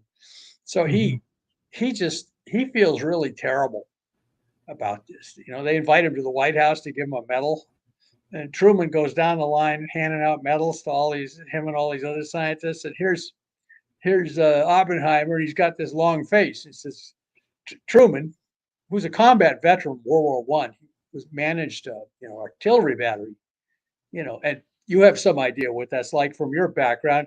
I mean, they had to endure counter battery fire from the Germans. They had French 75s. The Germans had 77s. That was the predecessor to the 88. Well, they had Big Bertha too. They had Big Bertha too. Oh yeah, and there was one battle where his troops weren't dug in very well. They were pretty much amateurs when we arrived. So these troops are standing there. They're manning these French 75s, and they're keeping up a good rate of fire. Suddenly, the Germans figure out where the battery is, and they start lobbing all these 77 millimeter shells at them, and they're blowing up, and they're killing people by their guns. Their guys' guts are getting spread all over their cannons and stuff. And a lot of these guys, they'd never been under fire like that before. They started to, start walking away from their guns. And he had to stand there and scream at them to get them to go back to their guns. And he cursed their mothers and everything like that, got them to go back to their guns and keep up the battle. So he was a real combat veteran. He wasn't just some guy running a desk in France during World War I. And they asked him later about that one incident where he had to scream at his men to basically get back to your guns, or I'm going to write your mothers that you're cowards. And he said, Actually, I was so scared my legs were paralyzed I couldn't run. So here's Truman marching down the row of these scientists, and he's giving them all medals. You know, Edward Teller and all these other guys. And then he comes to Oppenheimer's head of the whole project, and old Oppenheimer looks really sad. And Truman says, "I'm giving you this big medal. What do you look sad for?" And Oppenheimer says, "I have blood on my hands, sir. You know, from Hiroshima and Nagasaki, because I designed the bomb and I built it." And Truman looks at him and says, "I fucking dropped it." He says, "Get the hell out of here." And then he told his associates, "I don't want to ever see that guy around the White House again. I don't want to ever see him." He Yeah. says, he doesn't No, understand. I would share that sentiment, right? I mean, you Oh. have guys who are getting like the number of casualties that U.S. forces would have suffered if they had Oh invaded God, a Japan, million. and the They number would of have had Japanese casualties Oh, would have they would far have killed 10 exceeded million both. Japanese. They were ready to fight for every haystack. But it's every always rice some guy paddy. who's like in the rear with the gear who like worries about why his hands are clean. Meanwhile, there are people getting eviscerated. And it's just like, yeah, After I don't share that Iwo Jima and Okinawa. Well, my middle name is Einar, which means is Viking for warlord, and I'm named after my uncle who got killed in the last month of the war in the Philippines on the island of Samar, because the Japanese troops in the Philippines would not quit fighting. It was obvious the war was lost, but they just kept fighting. And so that's how my father was a combat veteran of World War II. He flew in a bomber. And then my mother's brothers, she came from a poor farm in North Dakota. All of them ended up in the combat infantry. Two of them served in Europe. And the other one served in Italy, one served in Patton's army. And he may have liberated death camps. By the way, neither of those guys would ever talk about the war, ever. Mm-hmm. And the guy I'm named after, he didn't come home. He was killed in the last month of the war. The war was over. I mean, they were just cleaning up on Okinawa, and Iwo Jima had already been taken, and they were just getting ready for the big invasion of Japan, and they were still fighting in the Philippines, and he got killed there. So, so here's Truman. So Truman kicks Oppenheimer. So Oppenheimer at that point is looking for a job, and they take care of him. They put him in charge of the Institute for Advanced Study. Mm-hmm. And they showed in the movie Oppenheimer was good, and it showed the early relationship between Einstein and Oppenheimer, that they would talk. But after the war, it was like Oppenheimer blamed Einstein for the atomic bomb. Some crazy shit. I'm sorry, some crazy notion like that. Stuff. Right. Some crazy stuff like that. So Oppenheimer, he won't give Einstein the time of day, and he ridicules his attempts to unify the fields. And Einstein commented at one point, I'm working kind of in the United States, and it's like, this is after World War II. He says, it's almost as if the U.S. government doesn't want me to unify the fields. And the thing they put out when Einstein died was, well, he was a crazy old man finally. And everybody knows you can't unify gravity and electromagnetism because it doesn't say anything about the strong force or the weak force, which are the little forces that hold the nucleus, and the atom and the nuclear forces. and it doesn't have any quantum mechanics in it. You know, his ideas. So Einstein said, you know, it's really odd. They don't seem to want me to work on this stuff. And now I understand why. Apparently, Einstein was trying to unify the fields, and a bunch of other guys decided to follow his lead, Kaluza and Klein, for instance. And they were working in Germany in between World War I and World War II. Mm-hmm. And then the Nazis took over, and they became very interested in unified field theory because they wanted to make anti-gravity. Once you have a theory that unifies gravity and electromagnetism, it means you can control gravity with electromagnetism, and you know, develop flying craft and things like this.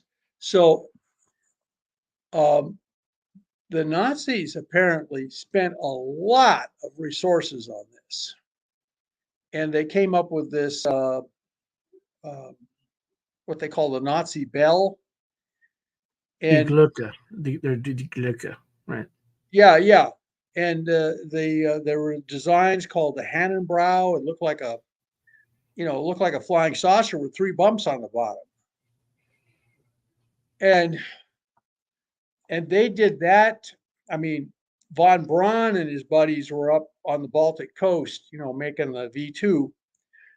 To give you some idea of how Nazi Germany was run, they spent more money on the V2 than we spent on the Manhattan Project. Yeah.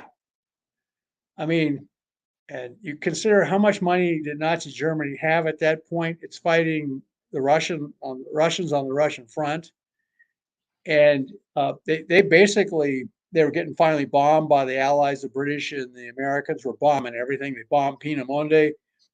Anyway, their ability to do research. They were also trying to build an atomic bomb, but they decided they just couldn't do it. They just didn't have enough left over. They were putting everything on the Russian front finally.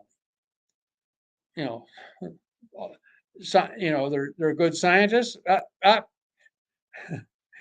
Looks like the SS is here, and they need volunteers for the Eastern Front. You look like a smart guy, can handle a gun. So things in Germany got worse and worse, but one of their highest priority projects was run by this guy named Hans Kammler. By the way, I interviewed Peter Levenda last week.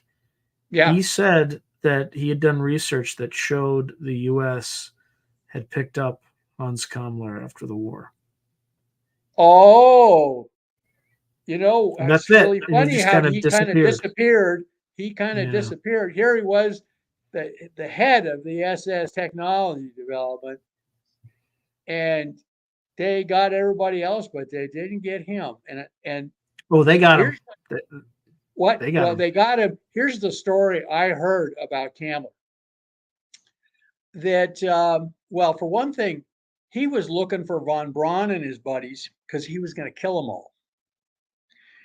And what he did with his own people who were down in these tunnels, and they were stirring mercury with electromagnetic fields, Tesla 3-phase rotating fields, they were stirring mercury with it for this anti-gravity experiment.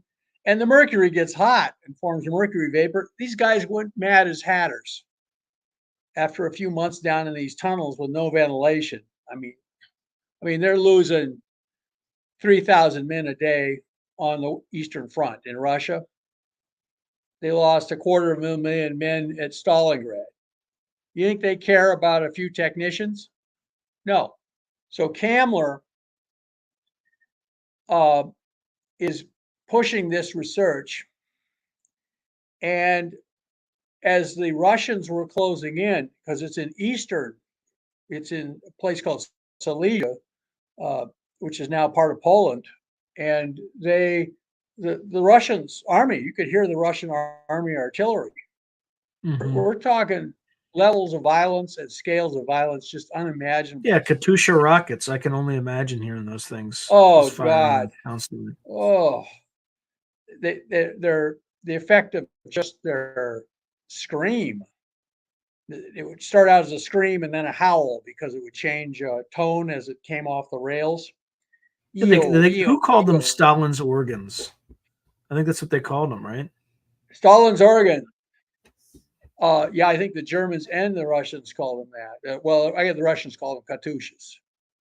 There's some lady singer in Russia, I guess. I don't know. Could hit the high notes. So you can hear the artillery. You can see the flashes of the guns at night. Russian army's coming. They've all, any idiot could see, especially a guy like Kamler could see the war is lost. So the SS set up the Odessa organization to try and smuggle a lot of their best people out of Germany. But the US and the Brits are looking for Kamler because they know he's got the real goods. They're both closely guarded secrets of technology. And they'd already invented the jet fighter and that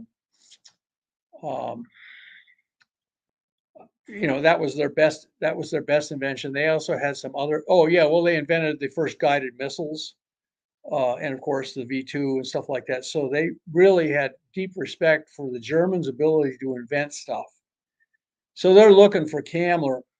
And the story I heard was that he took all of his technicians and scientists involved in his anti-gravity project, had them write a big report, then had them all get into trucks. He said he was going to evacuate them, took them to a field and had the SS massacre all of them, kill them all. So he's the only guy with the report. So he finds the Americans. He wanted to do the same thing with the Werner von Braun's people, but Werner von Braun was smart enough to realize, because he was part of the SS himself, he knew Kamler. And so he got his people away, as far away from Kamler as they could. Anyway, Kamler apparently surrendered to the Americans and said, I'll give you this report on anti-gravity in return for a plane ticket to Argentina. You can forget you saw me. That's apparently what happened. He became one of the a large number of senior SS people who kind of just disappeared after the war. Some of them ended up working for the agencies because they knew the Russians. CIA. Yeah. Yeah, they knew the Russians. I mean, yeah, the CIA I'm sure the CIA was exist. running a whole network down in South America using former SS insurance soldiers. Absolutely. Well, they were very good intelligence people, and they knew how the Russians operated. They'd been fighting the Russians. So, yeah, we could go on and on about, how this government handled things like this during World War II. So the end of the war, he got paperclipped. And supposedly we got all of the technical stuff on their anti-gravity program based on what I heard. And, I complained to a friend of mine in the UFO field. His name is Don. It was Don Ecker. I said to Don, Don, the problem with this field, this area of intellectual activity, I said, is there are no facts. There are only reports.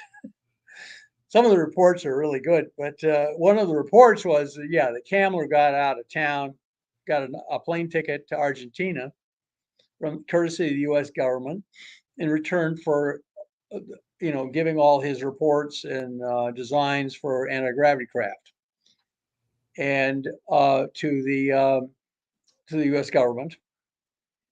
Apparently, the British didn't get any. The British came off on the short stick on this thing, but being Brits, whatever they got, they don't brag about, right? It's not the British way of doing things. So anyway, apparently we got anti-gravity technology. And the story I heard is that they could make stuff fly, but they couldn't power it. They didn't have any portable Mhm. generators capable of making the electromagnetic fields that would nullify gravity sufficiently to fly. It couldn't lift its own generator, is what it couldn't do.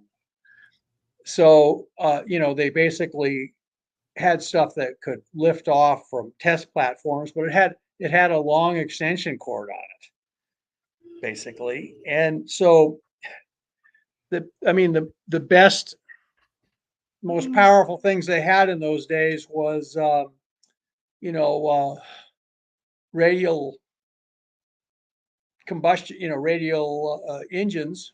They had some turbines, but those were pretty marginal. But they did have some really good radial engines, and you connect it to a generator.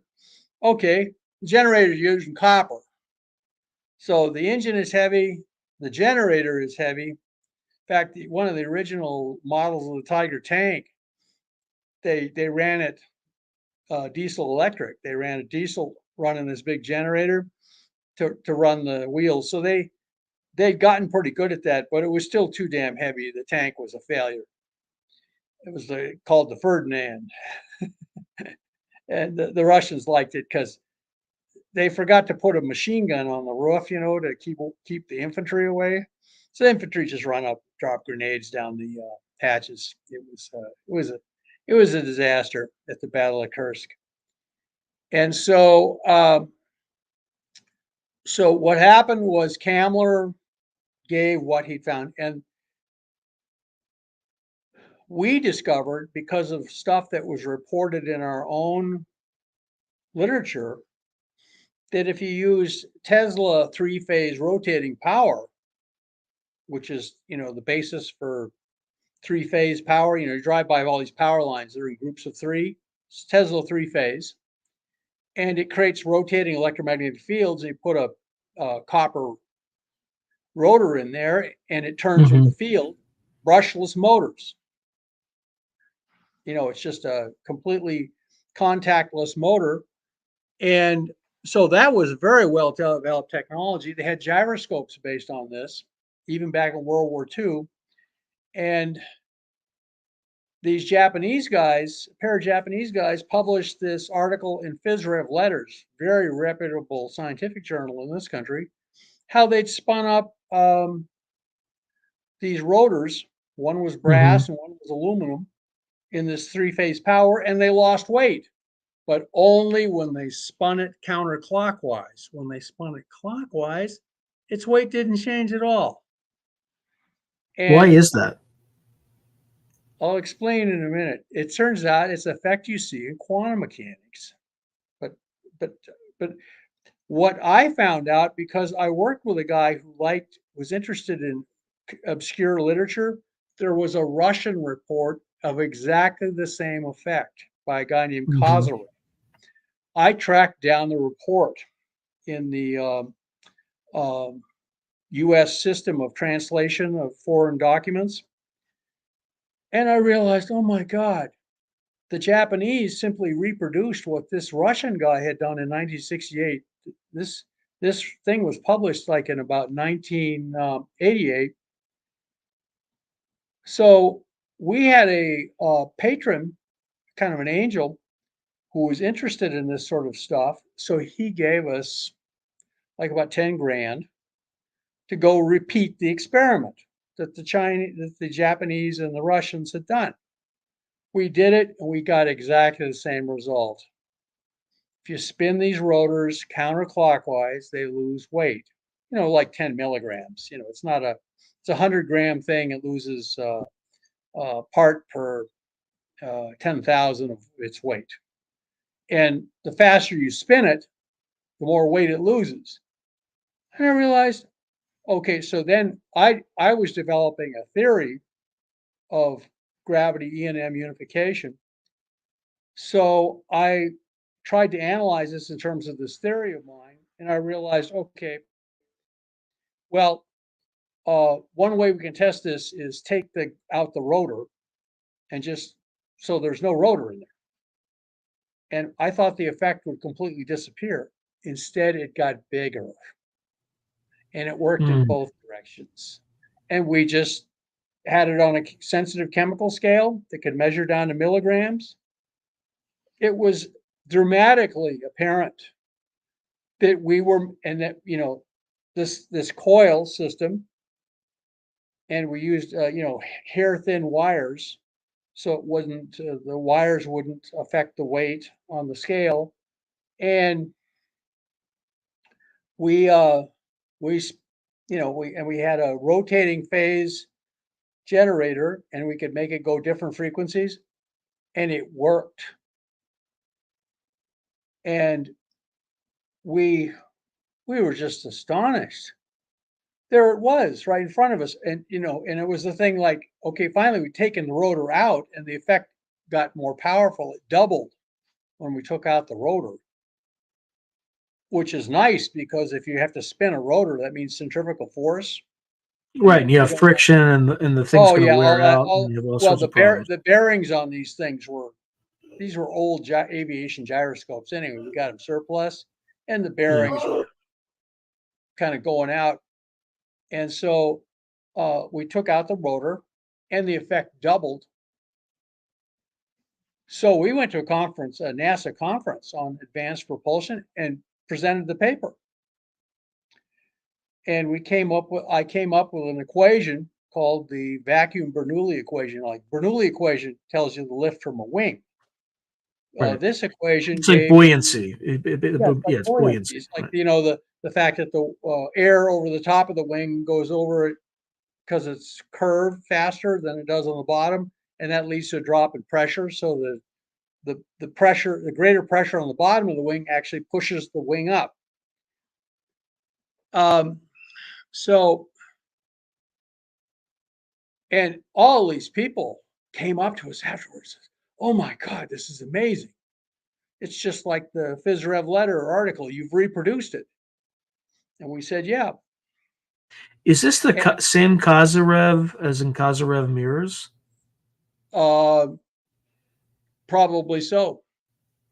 He was a very bright Russian scientist. He was, considered kind of a genius. And then he got in some kind of political trouble. They sent him to a labor camp for like 10 years. It sounds And about right. and so by the time he got out, he was kind of a little addled, So the last part of his career, but this was the first part of his career. And so okay, so then what? So all these people came up to us saying, "Oh, we're going to try and do your experiment, stuff like this," and then nada, nothing. And I actually took a chemical scale, electronic chemical scale, very sensitive, down to Huntsville, Alabama, where they had all this advanced propulsion work. And I showed them right in front of everybody the thing lose weight when I turned on the power, and then I turned off the power and it regained its weight. And then I even hung the coil right over the scale on a piece of nylon um, um, filament, fishing line. So, it was like 1 millimeter above it, but wasn't touching it. And you turn it on and off. It didn't affect the scale at all. And everyone said, "Oh my God, look at that." So I left. They said, "We're going to repeat the experiment." So then I don't hear anything for a month. So I call back down and I get this one grumpy character on the phone. And Hmm. he said to me, "Your experiment's a failure." He said, "We put the thing on the scale, we turned it on, and it got heavier. And we turned it off, and it, went back to its ordinary way. We don't want stuff that gets heavier. We want it to get lighter." And I said, "You're seeing the effect. I mean, the sign is wrong. I don't know what you're doing wrong." And that these people just they just completely fumbled the ball. But then what happened? So this stuff had been published in this very reputable scientific journal, Phys Rev Letters. Somebody publishes from University of Colorado, the same place that produced the Condon report, same bunch. Yeah, there you go. And they send an article in saying, oh, we did that gyroscope experiment, nothing happened. It didn't gain weight, it didn't lose weight, it didn't do anything, no matter what way we spun it. And then you looked at the article, they didn't use electromagnetism to spin the rotor. They used compressed air. They did not repeat the experiment at all. That was on purpose, wasn't it? Oh, absolutely is on purpose. It was disinformational. And so I realized then, by that time I'd wised up and I was around Washington, D.C. And I realized there was a UFO cover-up going on. And I realized, okay, this is part of the UFO cover-up. It's that easy. The reason they don't want us working on unified field theory, because it's easy to make anti-gravity.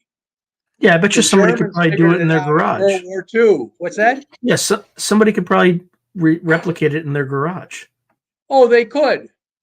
Oh, finally, people complain, well, it's messing up, the electromagnetic fields are messing up the scale, despite the fact we hung it over the thing with a nylon thread and it didn't affect the scale at all. We hung it under a balloon and turned it on, and then it would rise because it got lighter. The balloon would, pull it up, and then we turn it back off and it would sink, meaning it got its weight back. I even have videos of that. And do you think the U.S. government would be fascinated with this? No, they don't want. No. They don't want people. No, to know. they don't want anybody messing with this at all. And what they've done. Here's what has happened to mainstream theoretical physics in this country. Because of the success of the Kaluza-Klein theory producing this nice math that just unifies gravity and electromagnetism. Yeah, it's mental masturbation, basically. Well, that theory is actually, that's heavy petting, as it turns out. It's not actually, it's with a girl. Well, that theory. It's but with we're talking string. You're talking string theory. But the thing is, the string theory, people. What that's they what I'm talking about. is they said, well, if you get good results like that with adding one extra dimension, suppose we add 11 extra dimensions. And then you ask them, well, what are these dimensions? What the hell? We're living in this multi-dimensional world. It doesn't look multi-dimensional. It just looks like there's 3 dimensions, and and then there's things like atoms. Maybe that's the 5th dimension. Oh no, you have to have at least 11 new dimensions to get, because they all want to make it work with quantum theory, with the strong force and the weak force, the nuclear forces, and quantum mechanics. That's what's happened. So the government will not fund people to do research on simply unifying gravity and electromagnetism. They got to make a theory of everything, Sean. It's scandalous. And that for 40 years now, progress in physics has been completely stymied. It's mental masturbation. It is. So what's the U.S. government doing with all this knowledge? Like, what the hell are they doing with it? Oh, they're developing. It's all pure mathematics now. I mean, it doesn't have anything to do with reality. They've tried to. I'm talking about the anti-gravity stuff. Like, the string theory is a distraction, but what about all the anti-gravity applications that they've had for 40, 50, 60 years? Oh, well, it's interesting you should mention that. If you could actually develop good anti-gravity and power it with, ultralight jet turbines using superconducting coils and stuff like that, you might be able to make something that would fly. It wouldn't fly outside the atmosphere because it would need like a jet turbine running it. But you could make something that would basically be a flying saucer, but it just couldn't fly outside the atmosphere. That would take nuclear power, and I don't think they can. But we don't know how far they've gone. And the thing is, it's all deep black. All of that work is deep black. Now, I'll tell you what happened to me. I discovered effect in plasma physics. I work on plasma physics for fusion energy. Mhm. And the effect, for if anybody's interested, is called an E cross B drift. It means electric and magnetic fields crossed. Pointing vector. It's pointing vector. That's all That's, it is. by the way, I just learned that's what a scalar weapon is. It's a pointing vector that the cross product equals 0. Well, that's interesting. I'm not familiar with that theory. All I know Yeah. is the secret to, well, let's put it this way.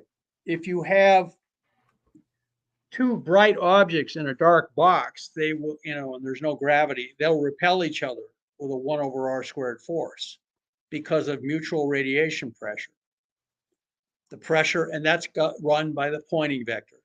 Now, let's take two lumps of coal, soak them in liquid nitrogen so they're really cold, then put them in a box, like, up on the space station, no gravity, heat the box white hot with a acetylene torch.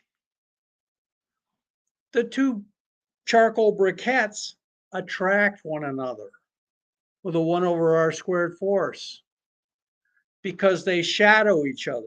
I mean, if you're standing on one charcoal briquette, you see all white hot wall, except for over here, you see one dark spot.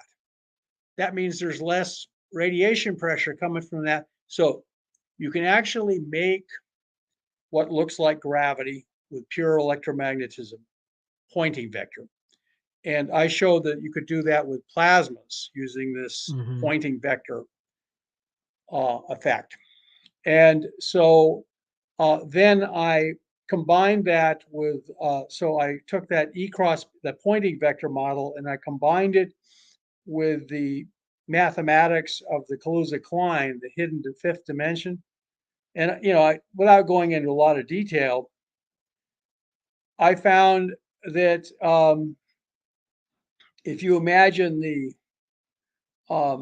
this fifth dimension, I mean, you've got 4 dimensions, and suddenly this fifth dimension pops out like a firecracker Mhm. and but it swells to a fixed size that's like the size of an electron or something. Then what you get is you get Maxwell's equations, the equations of electromagnetism coupled with gravity theory. And what you also get are expressions for the mass of the proton from what's the quantum uncertainty equations. And you have to use quantum mechanics for this, something that Einstein never wanted to work with. You have to use quantum mechanics. Use quantum mechanics down with the quantum uncertainty principle, where at very tiny scales, you actually have miniature black holes forming and disappearing all the time due to Heisenberg uncertainty. So that's called the Planck scale. So if you say something started out at the Planck scale, very tiny, and then blew up to be the size of an electron, which is, 10 to the 53rd or 10 to the 42nd times bigger, a lot bigger, then it turns out you can get an expression for big G, the gravity constant, and Mhm. also the mass of the proton out of the vacuum. So what you have popping out of the vacuum is electrons and protons. You get the mass is in the proton. So you get the mass of the proton as the leading order term. So I published all of this and gave a bunch of papers on it. And sure enough, DARPA calls me up, says, Dr. Brandenburg, we're interested in your theory. Why don't you come down and see us? So I go down and see him, and I give, a brief discussion of the theory. I had it pretty well polished then. Mhm. And they said, okay, tell you what we're going to do here, Dr. Brandenburg. We're going to give you 200 grand. to develop your theory further. Good. I'm smiling. And then they say, but we don't want you doing any experiments. Let us repeat. You are to use no funding that we give you to do any experiments. And then they just looked at me and I said, yes, sir. Can I have so my if you check can't now? do it, if you can't do any experiments and they give you the check, is that just implied that you just pocket the check and you shut up? Is that what that exchange was? Well, let's put it this way. I did the theory, and by the way, I used the 200 grand to really work on the theory. There were always little Mhm. rough spots, on the theory. It's like a train track where parts of it are, a little rough. You need better make it smooth so there's no train derailments, stuff like this.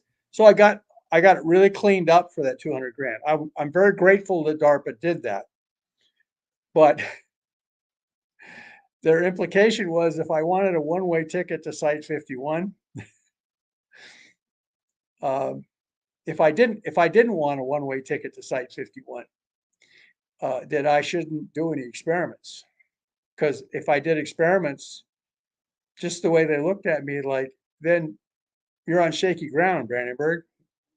You may be doing classified work without a license. And you know what that means. By the way, this has happened to me before. I came up with a great idea from writing a science fiction story. I was taking a short story writing course. So I wrote this science fiction Mhm. story about war in the asteroid belt, and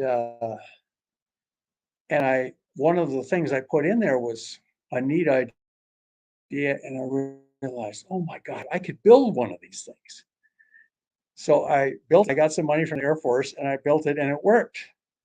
And then I got more money from the Air Force and made it work even better.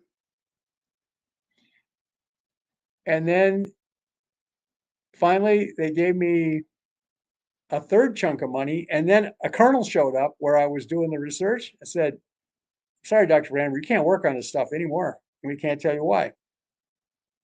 Project had gone black. They'd given it to somebody else.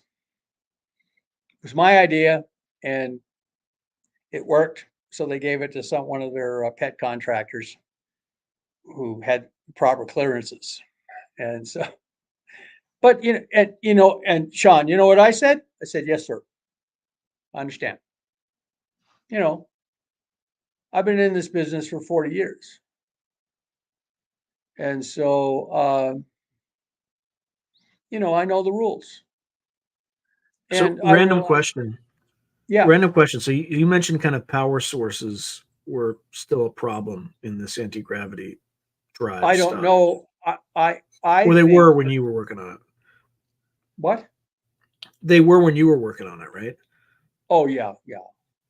There was obviously some trick to kind of amplify the effect that I didn't know. So it was taking a lot more power than, we're it was a 30-pound three-phase generator generating stuff that made this thing lose 10 milligrams. Right. And so, yeah, I mean, I said, we got anti-gravity. I announced at the coffee machine at work. I said, but don't pack your bags for Mars just yet. It's a few little problems we have to work out. Now, Well, I mean, if there's gravity another, is presumably just like electricity and magnetism, I'm oh, sure it there's is. some analog for like an operational amplifier for gravity, right? Oh, yeah. Well, especially if you get quantum gravity, look at superconductivity. I mean, Hmm. that's a quantum effect. They are amplifying, well, like the high temperature superconductors are based on copper, believe it or not. It's improved copper. It's what it is. I mean, copper is normally a very good conductor, but it doesn't Conductor, right? superconduct. Yeah, but then they mix it with these other herbs and spices, and suddenly, kaboom! They can get it now to work at liquid ammonia temperatures. ordinary refrigeration. So that means that you can produce a lot more electromagnetism for much less weight and much less energy. And gravity,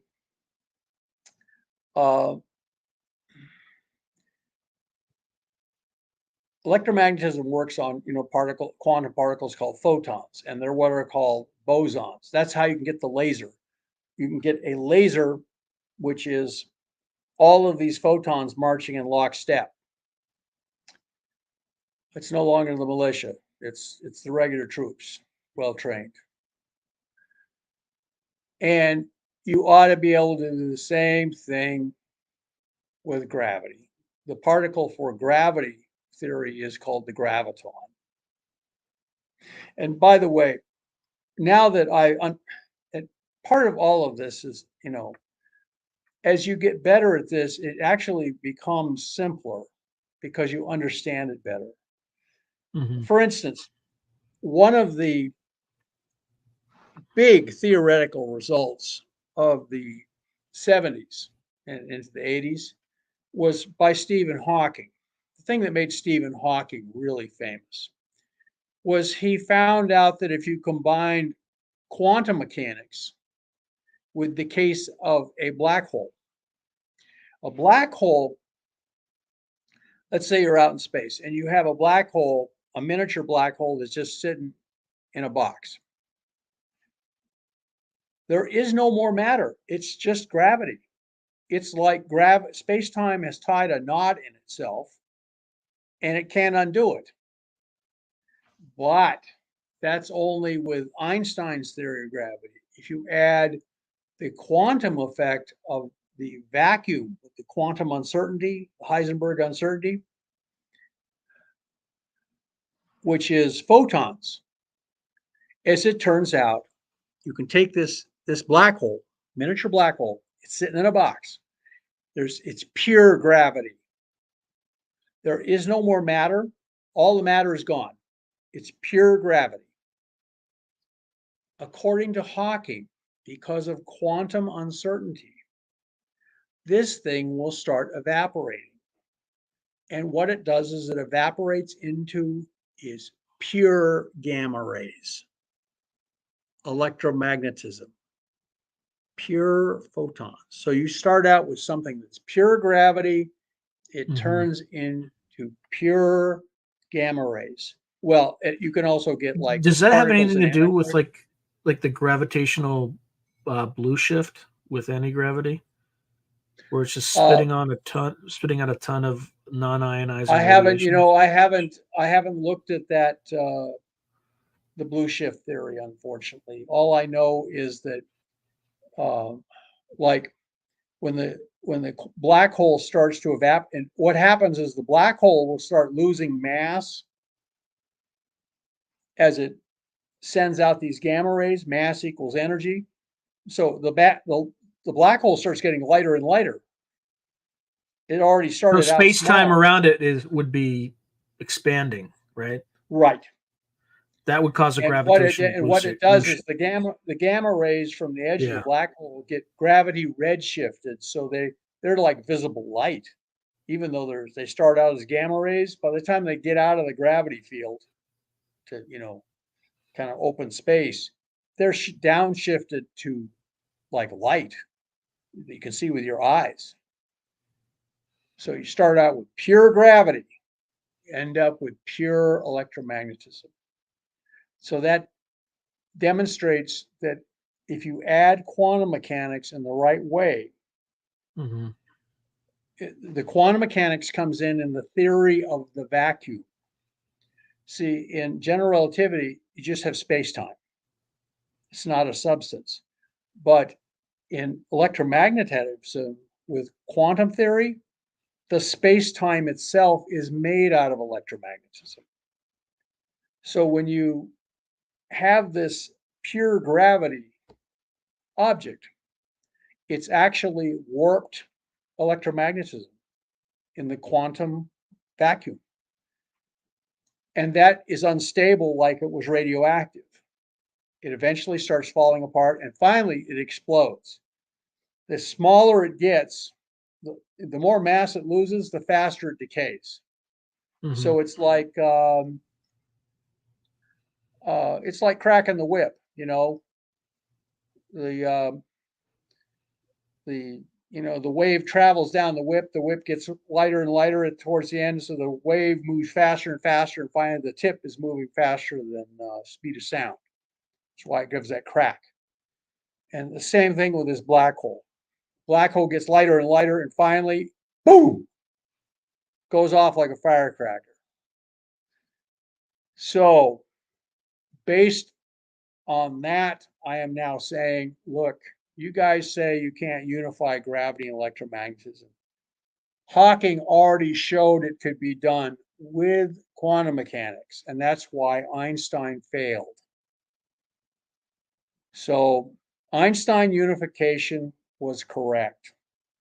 It's just he went down the wrong alley to get to Mhm. it, and he ended up with a dead end. And so I published my theory, and I published now a theory of quantum gravity. As it turns out, gravity, if you have a gravity field, well, let's say you have water going down a pipe, okay? Or let's say you have an airplane wing. The air flowing over it is what's called laminar. It flows in nice layers, lamina layers. But let's say you're a crummy pilot. You go too slow, the flow over the wings quits being laminar. It becomes what's called turbulent. Mhm. It develops a whole bunch of little turbulent entities. And guess what happens to your lift? Goes away. You better be carrying your parachute, buddy, because you're going to need it. Time to hit the ejection seat if you got one, because your plane is doomed. Once you go into what's called the wing stalls, what it means is the flow is no longer laminar over the wings, generating the Bernoulli equation, everything like that. All of that, you're hell and gone from that. It's just doing nothing but stirring porridge. The air might as well be, oatmeal porridge, and you're stirring it with a spoon. It's not producing anything useful. And and the result of this theoretical problem, Sean, is suddenly you're no longer flying. You're on a ballistic course right into the cornfield. What are we going to do? Asked the co-pilot. Well, let's check the manual. You can get into You start and restart, right? You start and you restart got the to engine, right? start and restart the engine. Well, one thing you can actually do is if you can regain control of the plane, you can actually get enough airspeed to start getting the wings back operating the laminar. If you have enough altitude, you can still recover and not destroy Uncle Sam's $1 million aircraft because of your own stupidity. But if that same thing happens, by the way, like if you take a cigarette, I'm not encouraging anyone to smoke, of course, anything. But let's say you have a cigarette, or let's say something very innocent, some incense. Okay, you light some incense. It makes this little stream of smoke, and the smoke goes up, and it's actually going faster and faster. And at first, it goes up in a nice straight line from the incense stick. And then it gets to a certain point, and suddenly, boom, it starts going sideways through the sky, through the air. It suddenly the cloud of smoke puffs out, and it fills the room. I mean, actually, that's your attention, like right in a stick of incense. I'm showing my age. Incense was a big deal when I was in college. Girls loved it. So that's because a flow, like the flow around the edges of the incense, the smoke stream, is basically the same speed as the air. I mean, it's zero. But in the center, it's going fast. And of course, as hot air is rising, it's accelerating. So it starts going faster and faster in the center. And finally, it goes to what's called, it exceeds what's called the Reynolds number. And it goes turbulent. Same thing with water down a pipe. You can have water going down a pipe or oil or whatever liquid, and you're pushing a certain amount of, you're pushing on the water or the oil or something with pressure to get it to move at a certain rate, certain how many cubic feet per minute. But if you push it too hard, the flow starts out being laminar. It's very efficient. But if you push it too hard, suddenly, boom, the flow becomes turbulent. You don't have turbulent. You don't have laminar flow anymore. You got a whole bunch of little turbulent vortices going down the pipe, and it becomes much more inefficient. In fact, the liquid gets hot. You keep going down the pipe. That's why the oil and pipe. They use that in Alaska to keep the oil pipelines hot. They just push the oil down the pipe really fast, as fast as they can. When it's laminar, its frictional forces are actually pretty low. But once it goes turbulent, the oil flow gets really hot and keeps the pipes hot so they don't freeze. That's why when they do get a shutdown, the oil in the pipes turns into wax, basically. It's like lard. And they got to reheat. They actually got to go out there and reheat it to get it to flow again. So the same thing happens in gravity fields, as it turns out. You have a strong gravity field that's doing a lot of like big gravity waves in it. The waves will start breaking up, and they can show this. They can show this in simulations through general relativity. And this does not happen with electromagnetism. It only happens with gravity. So that's one way that gravity and electromagnetism are very different. The gravity waves suddenly break up into little subwaves, and the subwaves break up, and it becomes a turbulent cascade to to short wavelength turbulence. And was described by this Russian called a Kolmogorov spectrum of fully developed turbulence, and then ends up, it just keeps going until they start forming little black holes. And then the black holes, as it turns out, do Hawking evaporation. So your gravity field, your dynamic gravity field, I'm not talking about a steady gravity field. I'm talking about a gravity field with big waves in it, and so it ends up breaking up and going turbulent. And they show this in simulations now, into a whole cascade of little black holes, and that then so it turns into electromagnetism. And so you get a big flash of light from just pure space, bare vacuum. And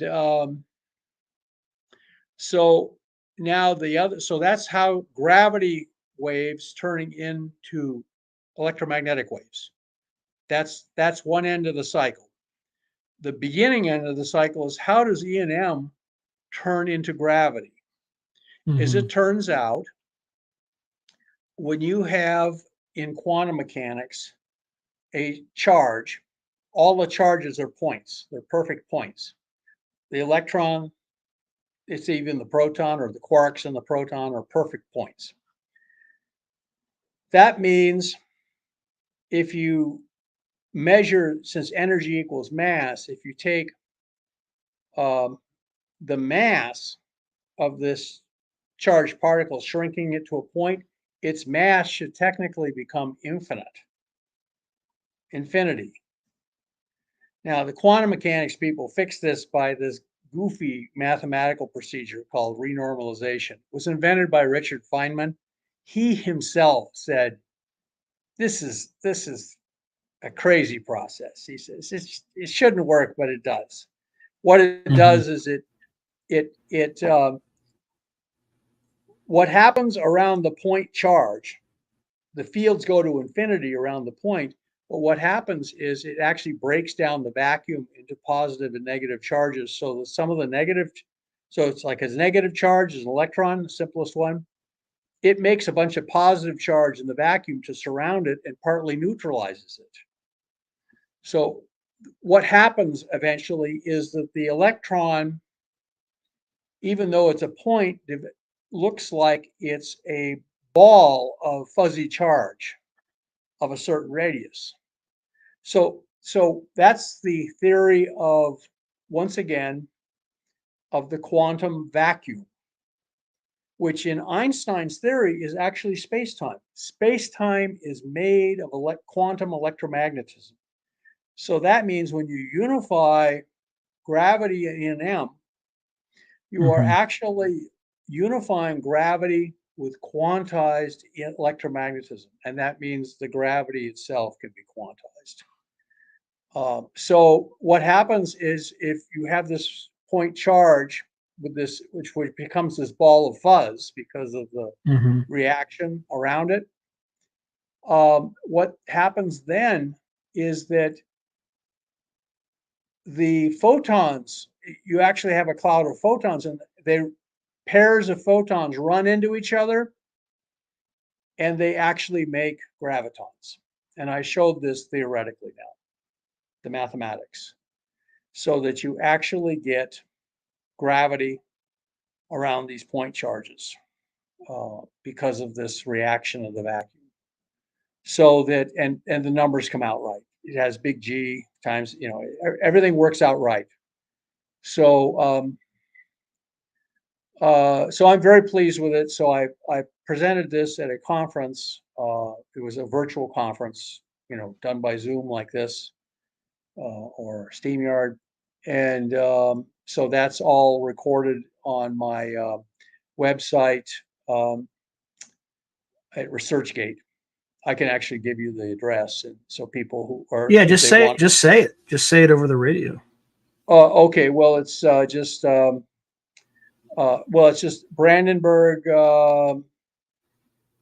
quantum theory of gravity ResearchGate. I think that'll lead you right to it.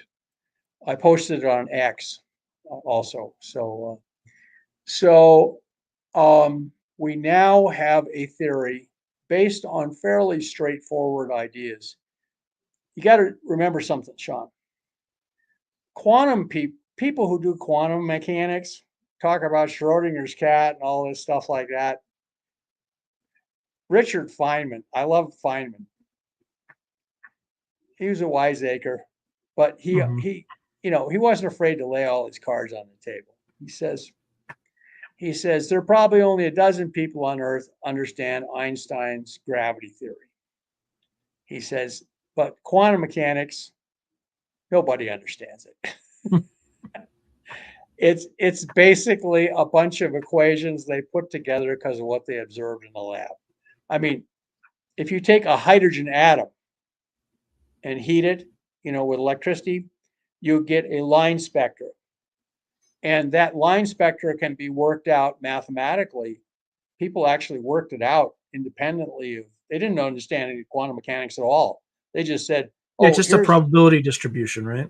yeah, it's just a probability distribution. So they worked it out, and then Bohr figured out that it looked like the solar system, only the orbits of the electrons around the proton were quantized. They only had so much spin, and he got the spectrum. I mean, so that it was like, oh my God, it worked. You know, people's first reaction was, that's crazy. That'll never work. But he was a young punk Mhm. get through graduate school, and he was Danish. And the Danes, they're Vikings, so they have an attitude problem. I mean, I'm half Viking myself, so I understand that. So he had an attitude problem, and just said, I don't care if you don't understand it, it works. Gives the right answers. So, so that's how quantum mechanics basically got invented. It was all as Yeah, scientists, they were mathematical trying to be. observation, right? It Like was empirical scientific, observation mathematical observation. poured Quantum into mechanics, converted into mathematics. quantum mechanics is a bunch of a bunch of experimental observations converted into mathematics with some kind of overall thing that tries to make sense out of it. With Schrodinger's cat chasing quantum mice, stuff like this. You know, you open the box, is Schrodinger's cat alive or dead? Stuff like this. If it's dead, what are you going to tell your wife? You killed her cat during this experiment, something like that. So, and Feynman, even though he got the Nobel Prize for quantum mechanics, and he was the guy who came up with this theory of the vacuum as being made of electromagnetism, quantum the vacuum is made of quantum electromagnetism. And that's becomes the fabric of space-time in Einstein's theory. So then once you realize that, then you've got unified gravity and electromagnetism through quantum mechanics.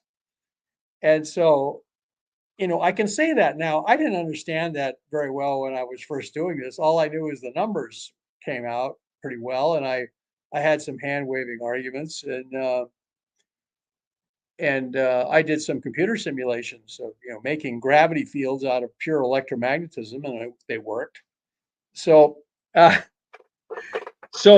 anyway, this all leads us to the fact that we can build our own flying saucers. Oh, by the way, the basic craft that you build using this thing is a dish, because that confines the fields. You have the fields. I mean, that's like the fields are on the bottom of this dish. It focuses the fields, basically. It focuses them. And you got 3 bumps down there, one for each phase of Tesla power. So you get this rotating field. You're making an electromagnetic pointing vortex underneath in this dish. And then you put a little cabin on top where you have the controls and stuff, and the generator running the field and stuff like that. There, it's flying saucer. And guess what the Hannibal design looks like? From Germany. It's a saucer with 3 bumps on the bottom. Mm-hmm. The pictures I've seen look authentic. I mean, they look like something produced in World War II. And we know the Germans, being Germans, they had very sensitive chemical scales, even in those days. They could weigh stuff down to stuff that weighed a kilogram down to milligram accuracy. They had all sorts of 3-phase power. They ran everything on 3-phase power the same way we did because of Tesla's revolution. So they could have easily discovered this stuff just experimentally in the lab. They didn't have to have a deep theory. They probably used whatever Einstein and Kaluza-Klein produced to try and understand what they were doing. But ultimately, you can get the Wright brothers, they didn't know what the Bernoulli equation was. They had a wind tunnel, and they went out and shot a bunch of birds. And they dried the birds out and took their wings and copied the wing shapes. And they found that if they put the wing shapes copied from these birds in this wind tunnel, that they would get lift. So guess what? That's why the original Wright brothers airplane, the wings look basically like the same profile of bird wings. They were copying birds. Birds can fly. Oh, there was one famous case, by the way. I'm a scientist and I know my tribe. I know what happens to it sometimes. So there was a guy named Simon Newcomb, and he didn't believe any of this stuff about being able to fly, using airplanes.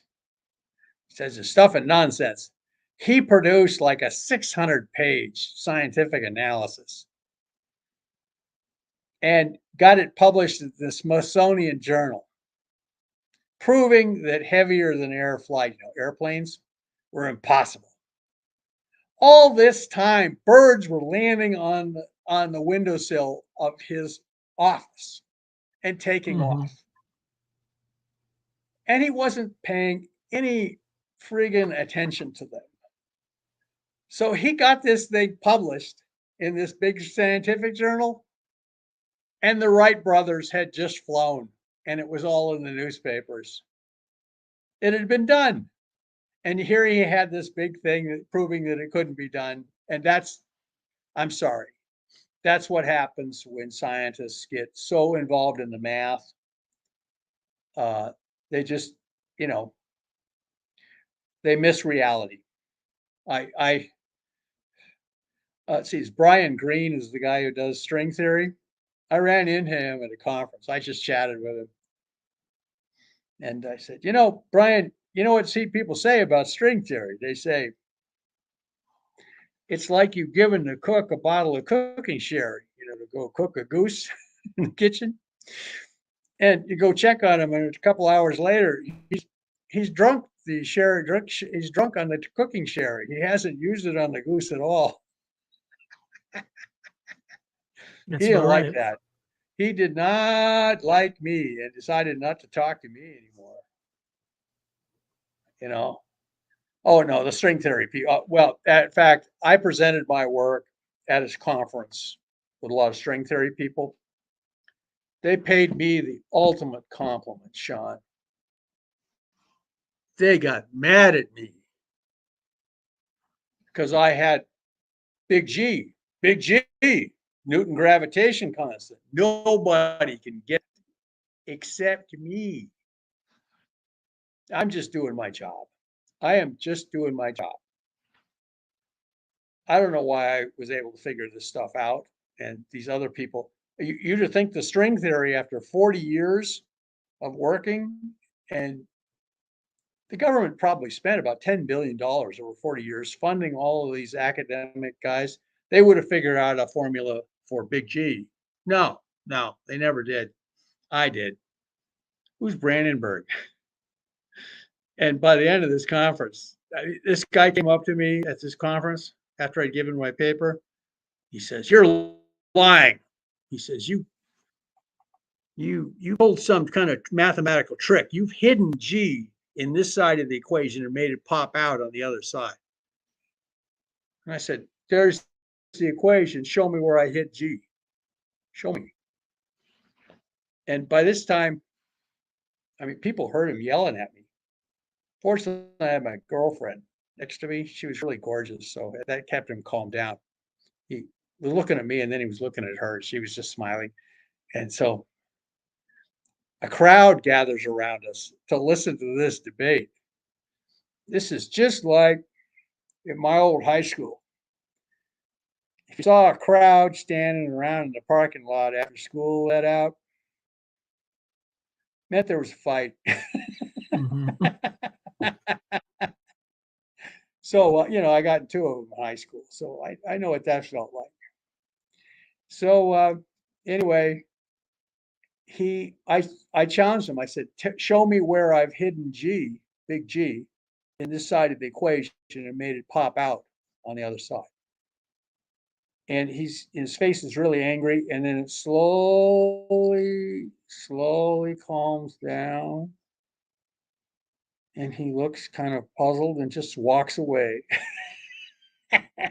And all of these other people just looked at me and grinned. It was mostly young scientists.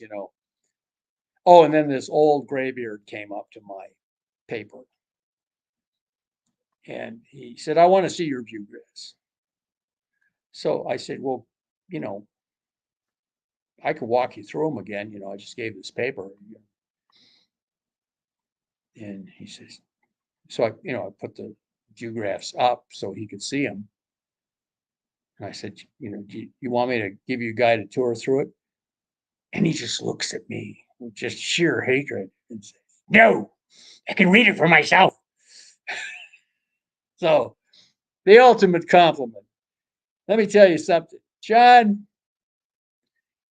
at when you get to science at this level, it's like pro basketball. It's not supposed to be a contact sport, but if you look under the net in a championship game with a close score, final minutes, the knees and the elbows, they are flying. I remember Kareem Abdul-Jabbar had to wear goggles. Mm-hmm. Well, because people kept sticking their fingers in his eyes while he was trying to shoot, you know. and you know, so yeah.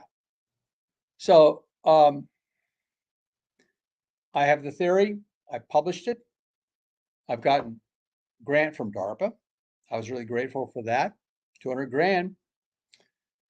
And they told me, don't do any experiments. Of course, we've done an experiment already.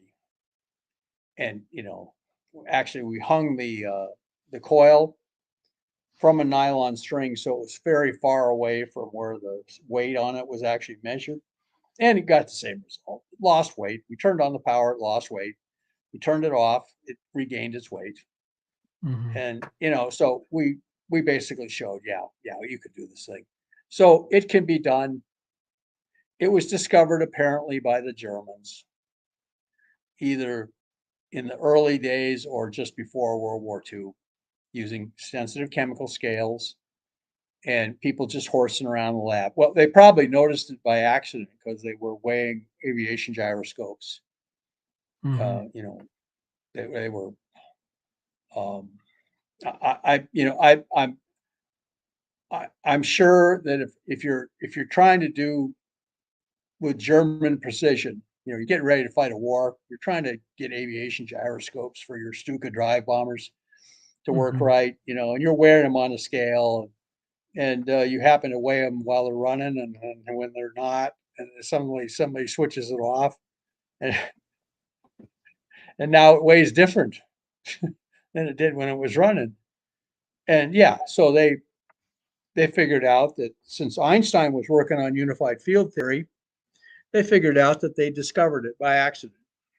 And that's what the guy who discovered that was very much honored and put in charge of the experimental team by Hans Kammler down in the tunnels, Stern Mercury. They were finally, instead of using solid rotors, they were using mercury. And anybody who knows anything about mercury, it's, you know, it gets in your Bad brain. news. In fact, one of my most famous examples of mercury poisoning was not the Mad Hatter from Alice in Wonderland. It's Jane Fonda from Barbarella. If you watch the movie Barbarella and are paying close attention, in the opening scene where she's floating around kind of weightlessness, she has this helmet on her, and it's made in France. The helmet's full of mercury, and it drains down, and there she is, looking very lovely. She was looking great in those days.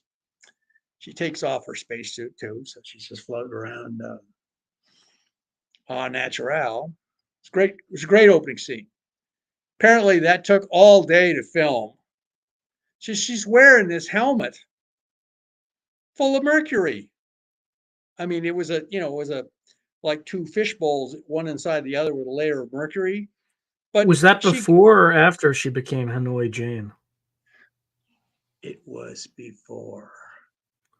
So That would explain why she's so stupid. she kind of went crazy after that for a year. And this, by the way, the first American to ever win the Nobel Prize was named Michelson. Oh yeah, the Michelson experiment. Michelson, Michelson-Morley experiment. Guess what they floated this thing on to do all these measurements on? Mercury. They floated this whole table. They had this lab with this 1-ton optical thing floating on pure mercury. And they said that Michelson would just work himself to exhaustion late at night, trying to make sure all his measurements were absolutely, he was an absolute perfectionist. So he publishes this work and goes crazy. His wife puts him in a mental institution. There you go.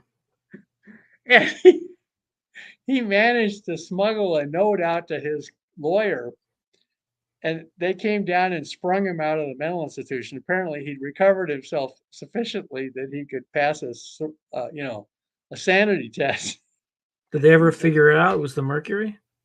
No, no, they didn't. Everybody knew that hatters went crazy. That's the Mad Hatter, and because they used mercury to make these hats. But nobody medicine in those days was really, I mean, we're talking, sawing people's legs off, was out anesthetic with anesthetic if you're lucky in a battle, and the surgeons would typically prep for an operation on somebody by doing autopsies on a bunch of corpses of people who died of stuff similar. Then they would go to the operating theater without washing their hands or anything like that, and remove people's appendixes and stuff. Nobody knew anything about this stuff back in those days when Morley was, we're we're talking discovery that mercury was a brain poison was kind of more like the 30s, along with the idea that radium water was not good for you. Yeah, Marie Curie suffered from that, right? Oh yeah, Mary Curie died of leukemia. And so all these, Fermi, one of the guys who worked on the atomic bomb, he developed the first nuclear reactor. He didn't have any shielding on it. They ran it, and he said, "Well, let's run it again just to make sure we get these numbers right." On and on. He then made it through the war, but he died a couple years after the war from leukemia because of all the radiation he'd suffered. I mean, they had one guy who was testing whether if you move two pieces of uranium together, how hot would they get depending on how close they got together, because they're trying to make the Hiroshima bomb. So he's got this, and they kept moving them closer together, and he was sitting there bending over it, and suddenly the room filled with a blue glow. He slumped over, and the two pieces hit each other, and there was this big blue flash, and he was dead. And you think, what were their safety regulations? What the hell? You think they know this stuff was dangerous by then? Oh no. Well, they were fighting a war. They're losing 1,000 men a day on Okinawa. We don't care. Do what you got to do. Go in the lab and get this done. We'll give you an insurance policy. And that's the way, that's what happens in the sciences, especially in a war. Like, I'm sure the electromagnetic fields from these anti-gravity stuff was not good for people. The original pilots who piloted these things probably didn't have any shielding, and and they did a study on people who work on high voltage lines. They find they have a higher incidence of leukemia than anybody else.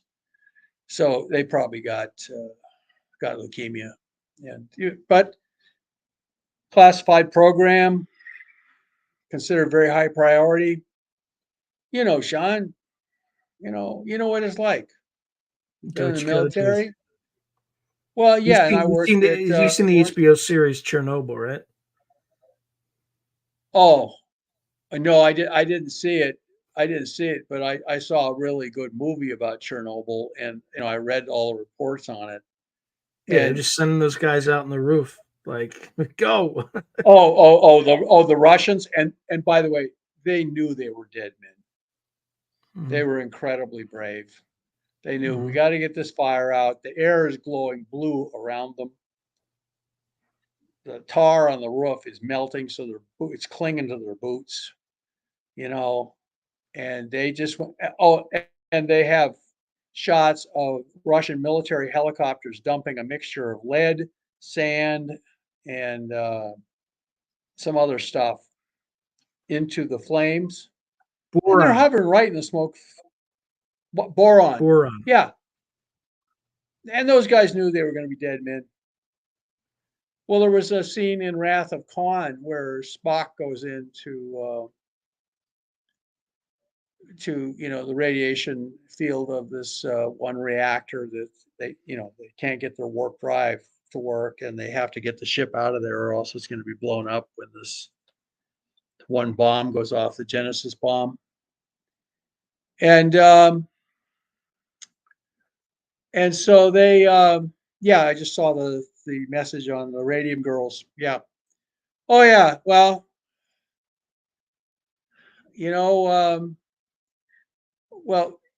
anyway,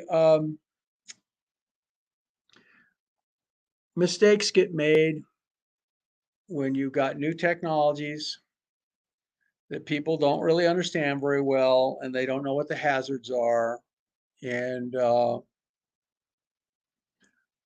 so it's too bad. You have to be careful. Yeah, Oh, well, but there was that. AI is What's already that? presenting us. AI is already Oh, presenting us with an unanticipated hey, problem. read my novel about AI called The War of the Singularity. Well, it's not They even like build this is about power consumption, energy consumption. We have about 18 how months before we run out of like electricity. I mean, the AI. What's the AI told us this, No, or the the AI AI is using the the AI power. is just eating power. Like it Oh, they're requires a power massive hogs. amount of power. Oh, if Yeah. you listen to that guy Sam Altman, I think his sanity is going, because he's talking about, I don't care how much it costs, $500 billion. We're going to build this general AI. We're going to build this AI that's going to save humanity. And in my novel, they build this AI and they called it a golden messiah for humanity. It turns out to be the worst mass murderer in human history. This AI. And guess who the AI comes after first? All the people who understand computers.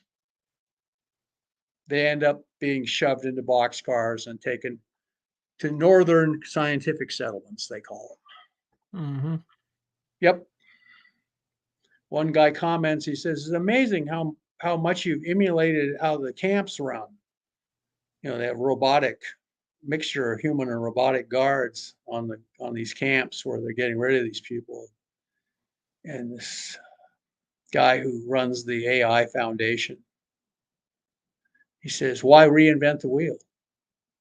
The Nazis got death camps working really well, and we're just copying them. Why reinvent the wheel?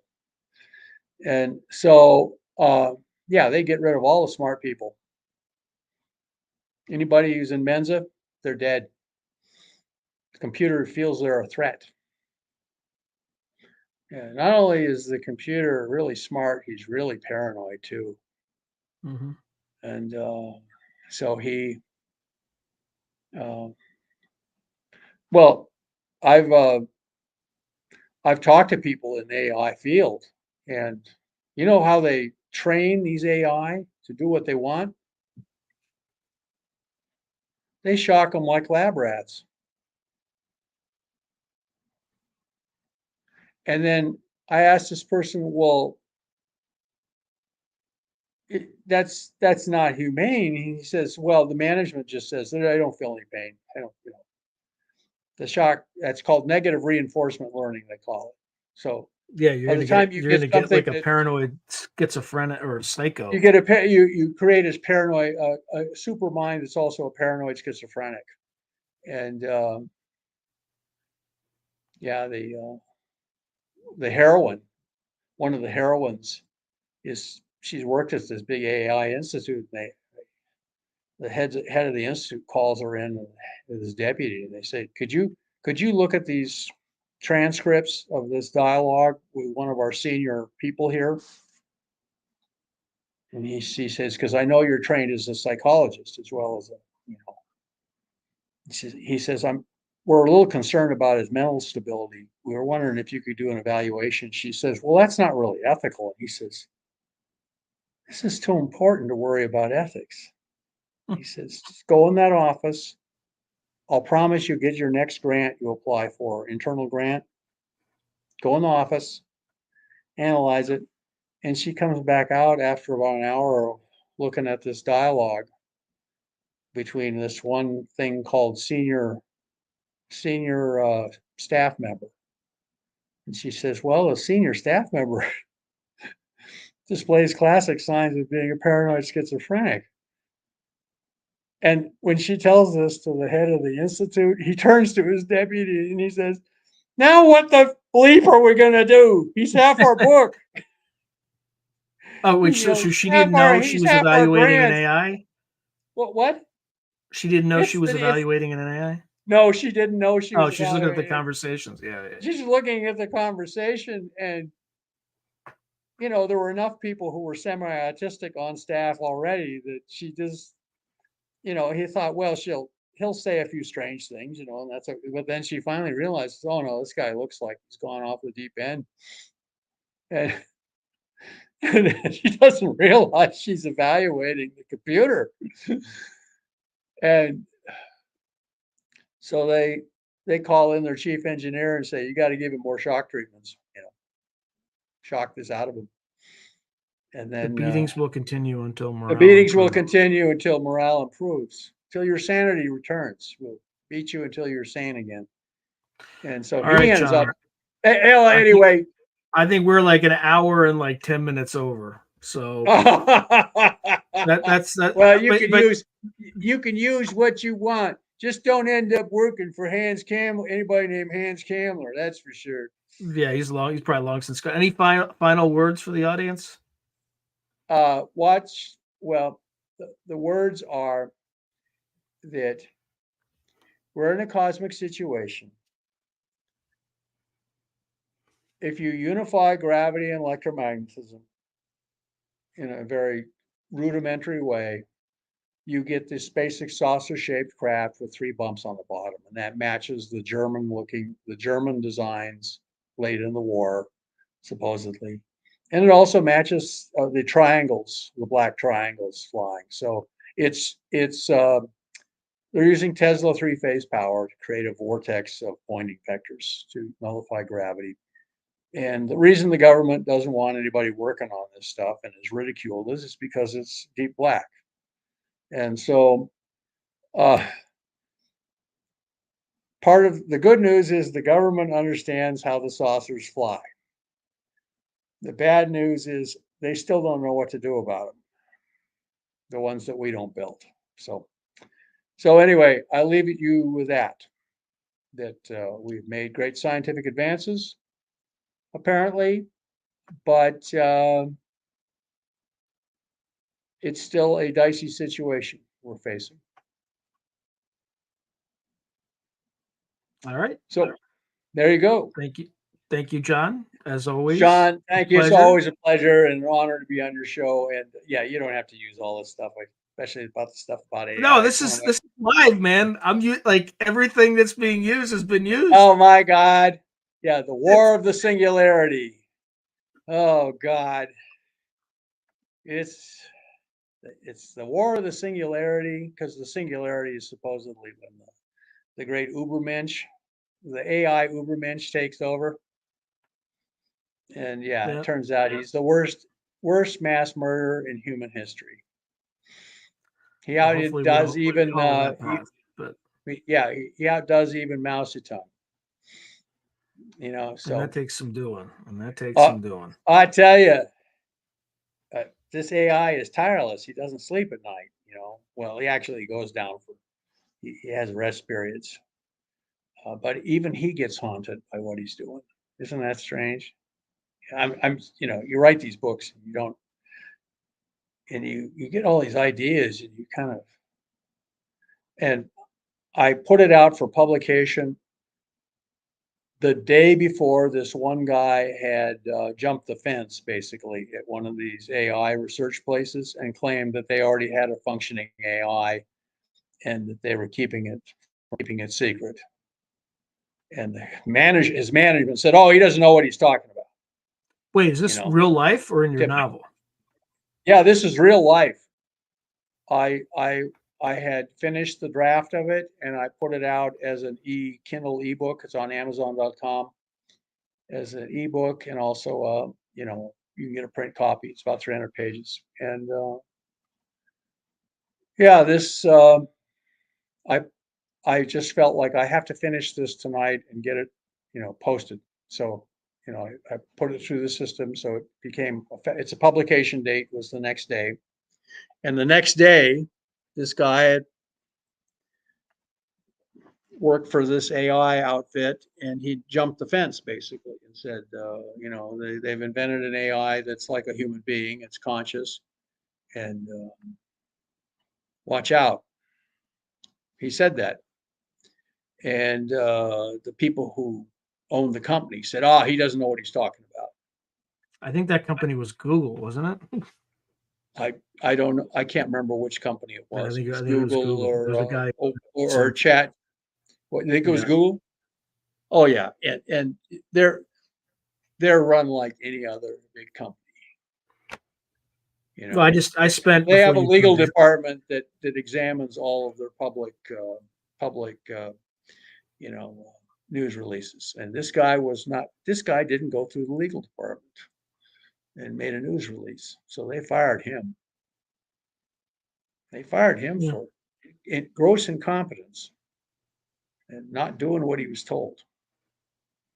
So anyway, All right. Sean, it's always a pleasure and honor to be on your shows. And we'll talk again. Absolutely. So, yeah. Thank you, brother. To me, Talk soon. by the way, to me, AI is the radium water of the modern age. Yeah, it's Yeah, gonna just and it's like, gonna have lots of I mean, there's gonna be some. It's gonna unlock a lot of oh, good there'll be things, but some it's good also it also has some capacity for some serious danger. So good night, my friend. some. I'll tell you one conversation I had with a buddy of mine who, you know, works in deeply classified realm, works for Space Command. I said, your problem is you've hired an AI to be part of your staff. Everyone's using these AI editors and stuff like that. And who cleared this AI? Where did he get his security clearance? Guy said, I don't know. Somebody else handled that. Anyway, good night. Good night, Good night, Mr. everyone. and Mrs. America, and all the ships at sea. Good night.